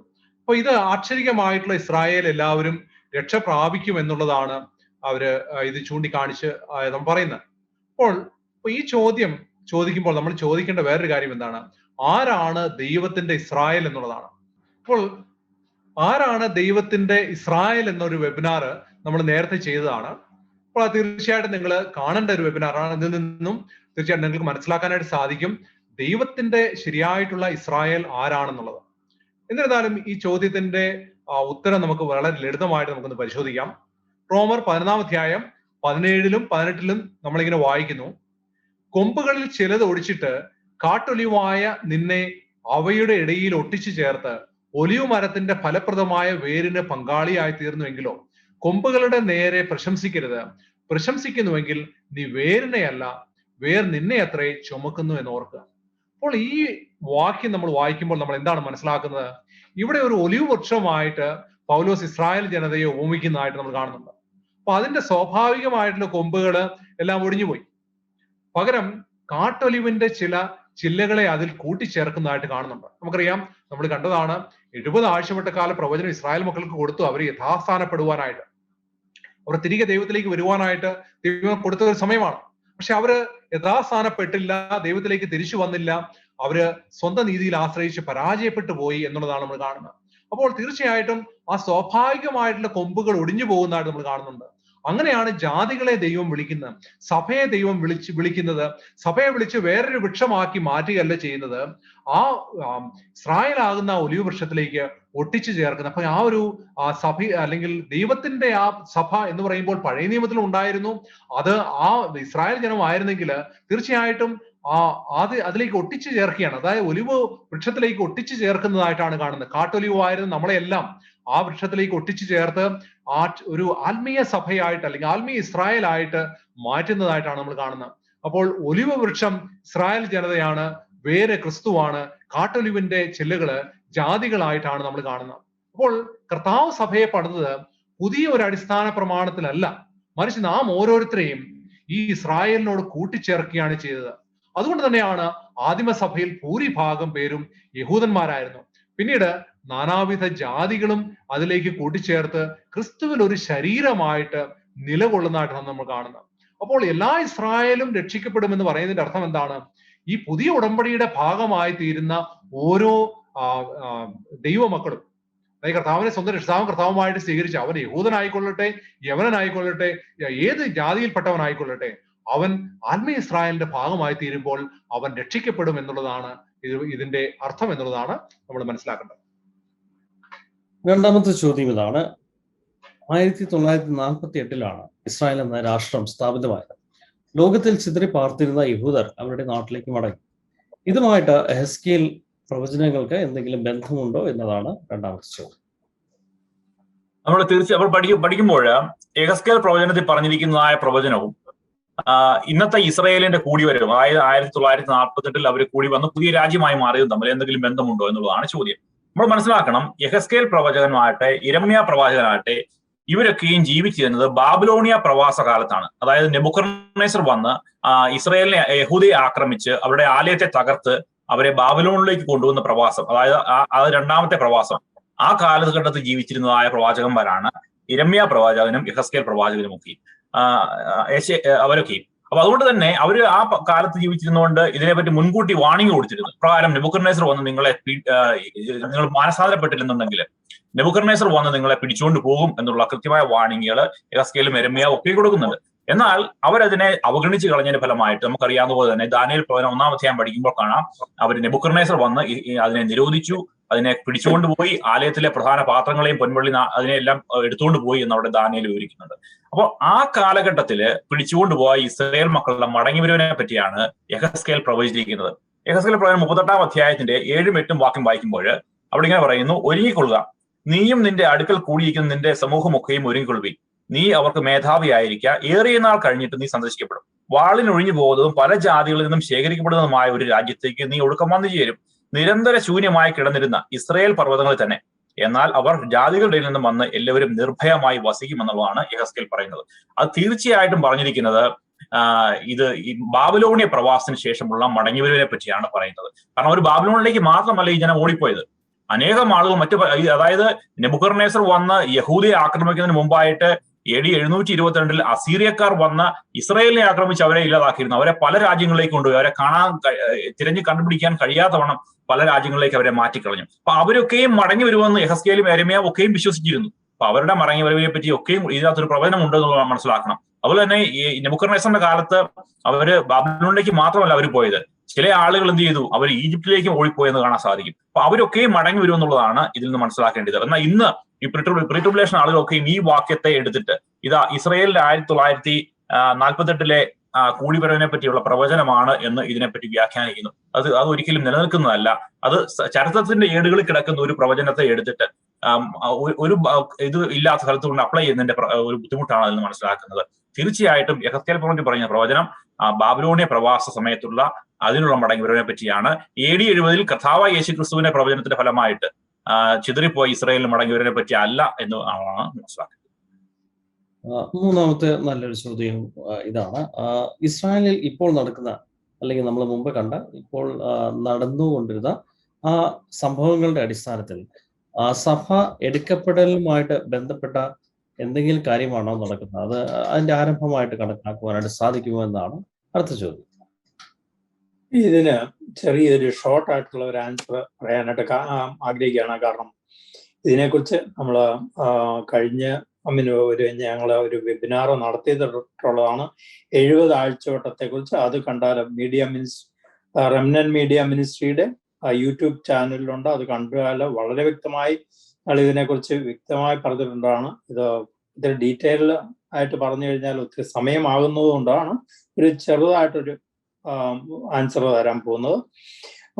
ദാനിയേലിന്റെ ജനമായ ഇസ്രായേലിന് കൊടുത്ത 70 ആഴ്ചവട്ടത്തിന്റെ സമയം AD 34 സ്റ്റെഫാനോസിന്റെ മരണത്തോടുകൂടി പൂർത്തിയാവുകയും അതിനുശേഷം ആത്മീയ ഇസ്രായേലായ സഭയുടെ ചരിത്രമാണ് തിരുവചനം രേഖപ്പെടുത്തുന്നതും ചെയ്യുന്നത്. അതിനാൽ ആക്ഷരിക ഇസ്രായേലിൽ നടക്കുന്ന ഒരു സംഭവവും പ്രവചന നിവൃത്തികളല്ല എന്ന് നമുക്ക് മനസ്സിലാക്കാൻ സാധിക്കും. കാരണം അത് ആക്ഷരിക ഇസ്രായേലിന്റെ ദൈവം AD 34 യേശുവിനെ കുറിച്ച് തന്നിട്ടും കുറേ വർഷങ്ങൾ കൂടി അവർക്ക് 3.5 വർഷം കൂടി അവർക്ക് കൊടുത്തിരുന്നു. അത് കഴിഞ്ഞിട്ടും ആക്സെപ്റ്റ് ചെയ്യാതിരുന്നത് കൊണ്ട് ദൈവം ഇസ്രായേൽ ജനത്തെ അവര് റിജക്റ്റ് ചെയ്തു എന്ന് നമ്മൾ കഴിഞ്ഞ സ്റ്റഡിയിൽ കൂടെ പഠിച്ചതാണ്. അത് തന്നെയാണ് അതിന്റെ ഉത്തരവ്. അവസാനത്തെ ചോദ്യത്തിലേക്ക് വന്നിരിക്കുകയാണ്. സെഖര്യാവിന്റെ പുസ്തകം 13-ാമത്തെ അധ്യായത്തില് അവിടെ ഇങ്ങനെ എഴുതിയിരിക്കുന്നത് പോലെ ഇസ്രായേലില് 1/3 ജനങ്ങൾ രക്ഷിക്കപ്പെടും എന്നാണ് അവിടെ പരാമർശിച്ചിരിക്കുന്നത്. എത്രമാത്രം ശരിയാണെന്നാണ് അടുത്ത ചോദ്യം. നമുക്ക് ആദ്യമായിട്ട് ഒരു വാക്യം വായിച്ചുകൊണ്ട് അതിനെ ആരംഭിക്കാം. സെഖര്യാവ് 13-ാമത്തെ അധ്യായത്തില് 7-ാമത്തെ വാക്യം ഇങ്ങനെ എഴുതിയിരിക്കുന്നു, വാളെ എൻ്റെ ഇടയന്റെ നേരെയും എൻ്റെ കൂട്ടാളിയായ പുരുഷന്റെ നേരെയും ഉണരുക എന്ന സൈന്യങ്ങളുടെ യഹോവയുടെ അരുളപ്പാട്, ആടുകൾ ചിതറി പോകേണ്ടതിന് ഇടയനെ വിട്ടുക, ഞാൻ ചെറിയവരുടെ നേരെ കൈത്തിരിക്കും. ഈ ഒരു പ്രവചന ഭാഗം ഒരു മെസ്സിയാനിക് പ്രൊഫസിയാണ്, അല്ലെങ്കിൽ മെസ്സിഹേക പ്രവചനമാണ്. പ്രത്യേകിച്ച് സെഖര്യാവ് 9-ാമത്തെ അധ്യായം മുതൽ 14 വരെ മെസ്സിഹേക പ്രവചനങ്ങളാണ് അവിടെ കാണുന്നത്. അപ്പോൾ ഇത് എന്തുകൊണ്ടും, അല്ലെങ്കിൽ എൻ്റെ ഇടയനെന്നുള്ള പരാമർശവും എൻ്റെ കൂട്ടാളിയായ പുരുഷൻ എന്ന പരാമർശവും കർത്താവായ യേശു ക്രിസ്തുവിനെ സൂചിപ്പിക്കുന്നു എന്ന് നമുക്ക് കാണാൻ സാധിക്കുന്നത്. മത്തായിയുടെ സുവിശേഷം 26-ാമത്തെ അധ്യായത്തിലാണ് കർത്താവായ യേശു ക്രിസ്തു തന്നെ ഇത് സാക്ഷ്യപ്പെടുത്തുന്നു. 31-ാമത്തെ വാക്യം ഇങ്ങനെ വായിക്കുന്നു: യേശു അവരോട്, ഈ രാത്രിയിൽ നിങ്ങൾ എല്ലാവരും എങ്കിൽ ഇടരും, ഞാൻ ഇടയനെ വിട്ടും കൂട്ടത്തിലെ ആടുകൾ ചിതറിപ്പോകുമെന്ന് എഴുതിയിരിക്കുന്നുവല്ലോ എന്നാണ് ഇവിടെ എഴുതിയിരിക്കുന്നത്. എന്നാൽ അതിനുശേഷമുള്ളൊരു വാക്യം നമുക്ക് ഇതിൻ്റെ ഉള്ള ഉത്തരം കണ്ടെത്തുവാനായിട്ട് സാധിക്കും. 9-ാമത്തെ വാക്യത്തിൽ സക്കറിയാവ് 13:9 ഇങ്ങനെ എഴുതിയിരിക്കുന്നു: 1/3 ഞാൻ തീയിൽ കൂടി കടത്തി, വെള്ളി ഊതി കഴിക്കുന്നത് പോലെ അവരെ ഊതി കഴിക്കും, പൊന്നു ശോധന കഴിക്കുന്നത് പോലെ ഞാൻ അവരെ ശോധന കഴിക്കും. അപ്പോൾ 1/3 എന്ന പരാമർശം ഒരു ശേഷിപ്പിനെ സൂചിപ്പിക്കുന്നു. കർത്താവായ യേശു ക്രിസ്തുവിന്റെ ക്രൂസ് മരണത്തിന് ശേഷം നമുക്കറിയാൻ സാധിക്കുന്നു, രക്ഷ ഇസ്രായേലിൽ നിന്ന് വരേണ്ടതായിരുന്നു. എന്നാൽ ഇസ്രായേൽ ജനത ഒന്നടങ്കം നഷ്ടപ്പെട്ടു പോകുന്ന ഒരു കാര്യമാണ് നമ്മളവിടെ കാണുന്നത്. എന്നാൽ ഒരു അല്പം ജനങ്ങൾ മാത്രം ശേഷിച്ചു. എന്നാൽ ഈ ജനങ്ങളെ ഊതി കഴിച്ച പൊന്നിനെ പോലെ ശുദ്ധീകരിക്കേണ്ടതായിട്ടുള്ള ഒരു കാര്യമുണ്ടായിരുന്നു. പ്രത്യേകിച്ച് അവരുടെ വിശ്വാസത്തിന്റെ ശോധന നടത്തേണ്ടതായിട്ട് ഉള്ളതാണ്. നമുക്ക് 1 പത്രോസ് 1-ാമത്തെ അധ്യായം 6-7 ഇങ്ങനെ വായിക്കുന്നു: അതിൽ നിങ്ങൾ ഇപ്പോൾ അല്പനേരത്തേക്കും നാനാ പരീക്ഷകളാൽ ദുഃഖിച്ചിരിക്കേണ്ടി വന്നാലും ആനന്ദിക്കുന്നു. അഴിഞ്ഞു പോകുന്നതും തീയിൽ ശോധന കഴിക്കുന്നതുമായ പൊന്നിനേക്കാൾ നിങ്ങൾ വിശ്വാസത്തിന്റെ പരിശോധന വിലയേറിയതെന്ന യേശു ക്രിസ്തുവിന്റെ പ്രത്യക്ഷതയിൽ പുകഴ്ചയ്ക്കും തേജസ്സിനും മാനത്തിനുമായി കാണുവാൻ അങ്ങനെ ഇടവരും. അപ്പോൾ കർത്താവായ യേശു ക്രിസ്തുവിന്റെ മരണത്തിന് ശേഷം നമുക്കറിയാം തുടർന്നുള്ള സംഭവങ്ങളിൽ ആക്ഷരിക ഇസ്രായേലിൽ നിന്ന് അവരുടെ രക്ഷയെ നമുക്കറിയാം ലോകം മുഴുവനുള്ള ജാതികളിലേക്ക് പരക്കുന്നതായിട്ട് കാണുന്നു. എന്നാൽ ദൈവം ഒരു ചെറിയൊരു വിഭാഗത്തെ കാത്തു സൂക്ഷിച്ച് ഒരു തീയിലൂടെ, അല്ലെങ്കിൽ ആ ഒരു ശോധനയിലൂടെ കടന്ന്, വിശ്വാസത്തിന്റെ ശോധനയിലൂടെ കടത്തി അവരെ ഒരു വലിയ സൈന്യമാക്കി മാറ്റുന്നതാണ് നമ്മൾ അപ്പോസ്തല പ്രവൃത്തികളുള്ള പുതിയ എല്ലാ അധ്യായങ്ങളിലും നമുക്ക് കാണുവാനായിട്ട് സാധിക്കുന്നത്. അപ്പോൾ ദൈവത്തിന് ഒരു ജനം ഉണ്ട്, എപ്പോഴും ഒരു ശേഷിപ്പ് ഉണ്ട് എന്നതാണ് ഇവിടെ രേഖപ്പെടുത്തിയിരിക്കുന്നത്. ഇത് ആക്ഷരിക ഇസ്രായേലിനെ കുറിച്ച് പരാമർശിക്കുന്ന ഒരു കാര്യമല്ല എന്നതാണ് പറയുന്നത്. അതിനൊരു തെളിവ് കൂടെ പറഞ്ഞ് അവസാനിപ്പിക്കാനായിട്ട് ആഗ്രഹിക്കുന്നു. 9-ാമത്തെ വാക്യത്തിൽ അവസാന വാക്യങ്ങൾ ഇങ്ങനെ വായിക്കുന്നു: ഞാൻ അവർക്ക് ഉത്തരം അരുളുകയും ചെയ്യും, അവർ എൻ്റെ ജനം എന്ന് ഞാൻ പറയും, യഹോവ എൻ്റെ ജനം എന്ന് അവരും പറയും. ഇരമ്യാ 31-ലാണ് നമ്മൾ പുതിയ ഉടമ്പടിയെ കുറിച്ച് പഠിക്കുന്നത്. അപ്പോൾ പുതിയ ഉടമ്പടിയിലെ ചില വാക്യങ്ങളാണ് നമുക്ക് ഈ ഒരു വാക്യത്തിലും കാണുവാനായിട്ട് സാധിക്കുന്നത്. ഞാൻ അവരുടെ ദൈവമായിരിക്കും, അവരെന്റെ ജനമായിരിക്കും എന്ന പരാമർശം. എപ്പോഴാണ് ഈ ഒരു പരാമർശം അർത്ഥവത്തായി മാറുന്നത്? അത് പുതിയ ഉടമ്പടി സ്ഥാപിതമാകുമ്പോഴാണ് ഇത് അർത്ഥവത്തായി മാറുന്നത്. അങ്ങനെയാണെങ്കിൽ ഇവിടെ പരാമർശിക്കുന്ന ആ ഒരു ശേഷിപ്പ്, ആ 1/3 എന്ന് പറയുന്നത് ആത്മീയ ഇസ്രായേലിയരായിരിക്കണം എന്ന് വേണം നമുക്കിവിടെ അനുമാനിക്കാം. അപ്പോൾ ഇത്രയും നേരം നമ്മളെ കേട്ടുകൊണ്ടിരുന്ന ഓരോ വ്യക്തികൾക്കും ഞങ്ങൾ നന്ദി പറഞ്ഞുകൊള്ളുന്നു. വീണ്ടും ഒരു വെബിനാറുമായിട്ട് അടുത്ത സൺഡേ ഞങ്ങൾ കടന്നു വരുന്നതാണ്. അതുവരെ നിങ്ങളുടെ പ്രാർത്ഥനയെ ക്ഷണിച്ചുകൊണ്ട് ഞങ്ങൾ അവസാനിപ്പിക്കുന്നു. ഒരു നിമിഷം നമുക്ക് കണ്ണുകൾ അടച്ച് പ്രാർത്ഥിക്കാം. ഞങ്ങളെ ഏറ്റവും അതിവാത്സ്യമായി സ്നേഹിക്കുന്ന ഞങ്ങളുടെ പിതാവേ, പ്രത്യേകിച്ച് ഞങ്ങൾക്ക് ഇത് നല്ലൊരു ബൈബിൾ സ്റ്റഡിയും ചർച്ചയും തന്ന കൃപയ്ക്ക് വേണ്ടി നന്ദി അർപ്പിക്കുന്നു. പ്രത്യേകിച്ച് ഞങ്ങൾ വെളിപ്പാട് പുസ്തകത്തെ ശോധന ചെയ്തപ്പോൾ അത് തികച്ചും ദൈവത്തിന്റെ ദാസന്മാർക്ക്, അന്ത്യകാല ദൈവത്തിന്റെ ദാസന്മാർക്ക് എഴുതിയിരിക്കുന്ന പുസ്തകമാണെന്ന് ഞങ്ങൾ മനസ്സിലാക്കുന്നു. അത് ജാതി എന്നില്ല, യവനെന്നില്ല, അതുപോലെ യഹൂദനെന്നില്ല, കർത്താവിൽ വിശ്വസിക്കുന്ന ഏവർക്കും ഉള്ള പ്രവചന ഭാഗങ്ങളാണെന്ന് ഞങ്ങൾ വിശ്വസിക്കുന്നു. ഈ നാളുകളിൽ ഈ തെറ്റായ ആശയങ്ങൾ വളരെയധികം പടർന്നുകൊണ്ടിരിക്കുന്ന ഈ സാഹചര്യത്തിൽ ഞങ്ങൾക്ക് അങ്ങയുടെ നിത്യസുവിശേഷം, ശരിയായിട്ടുള്ള സുവിശേഷം അനേകരിൽ എത്തിച്ചേർക്കുവാനായിട്ട് ഞങ്ങൾ സഹായിക്കുമാറണമേ. പ്രാർത്ഥന കേട്ടുകൊണ്ട് നന്ദി, യാചന കേട്ടുകൊണ്ട് നന്ദി. എല്ലാം യേശുവിന്റെ നാമത്തിൽ അപേക്ഷിക്കുന്നു. പിതാവേ, ആമേൻ.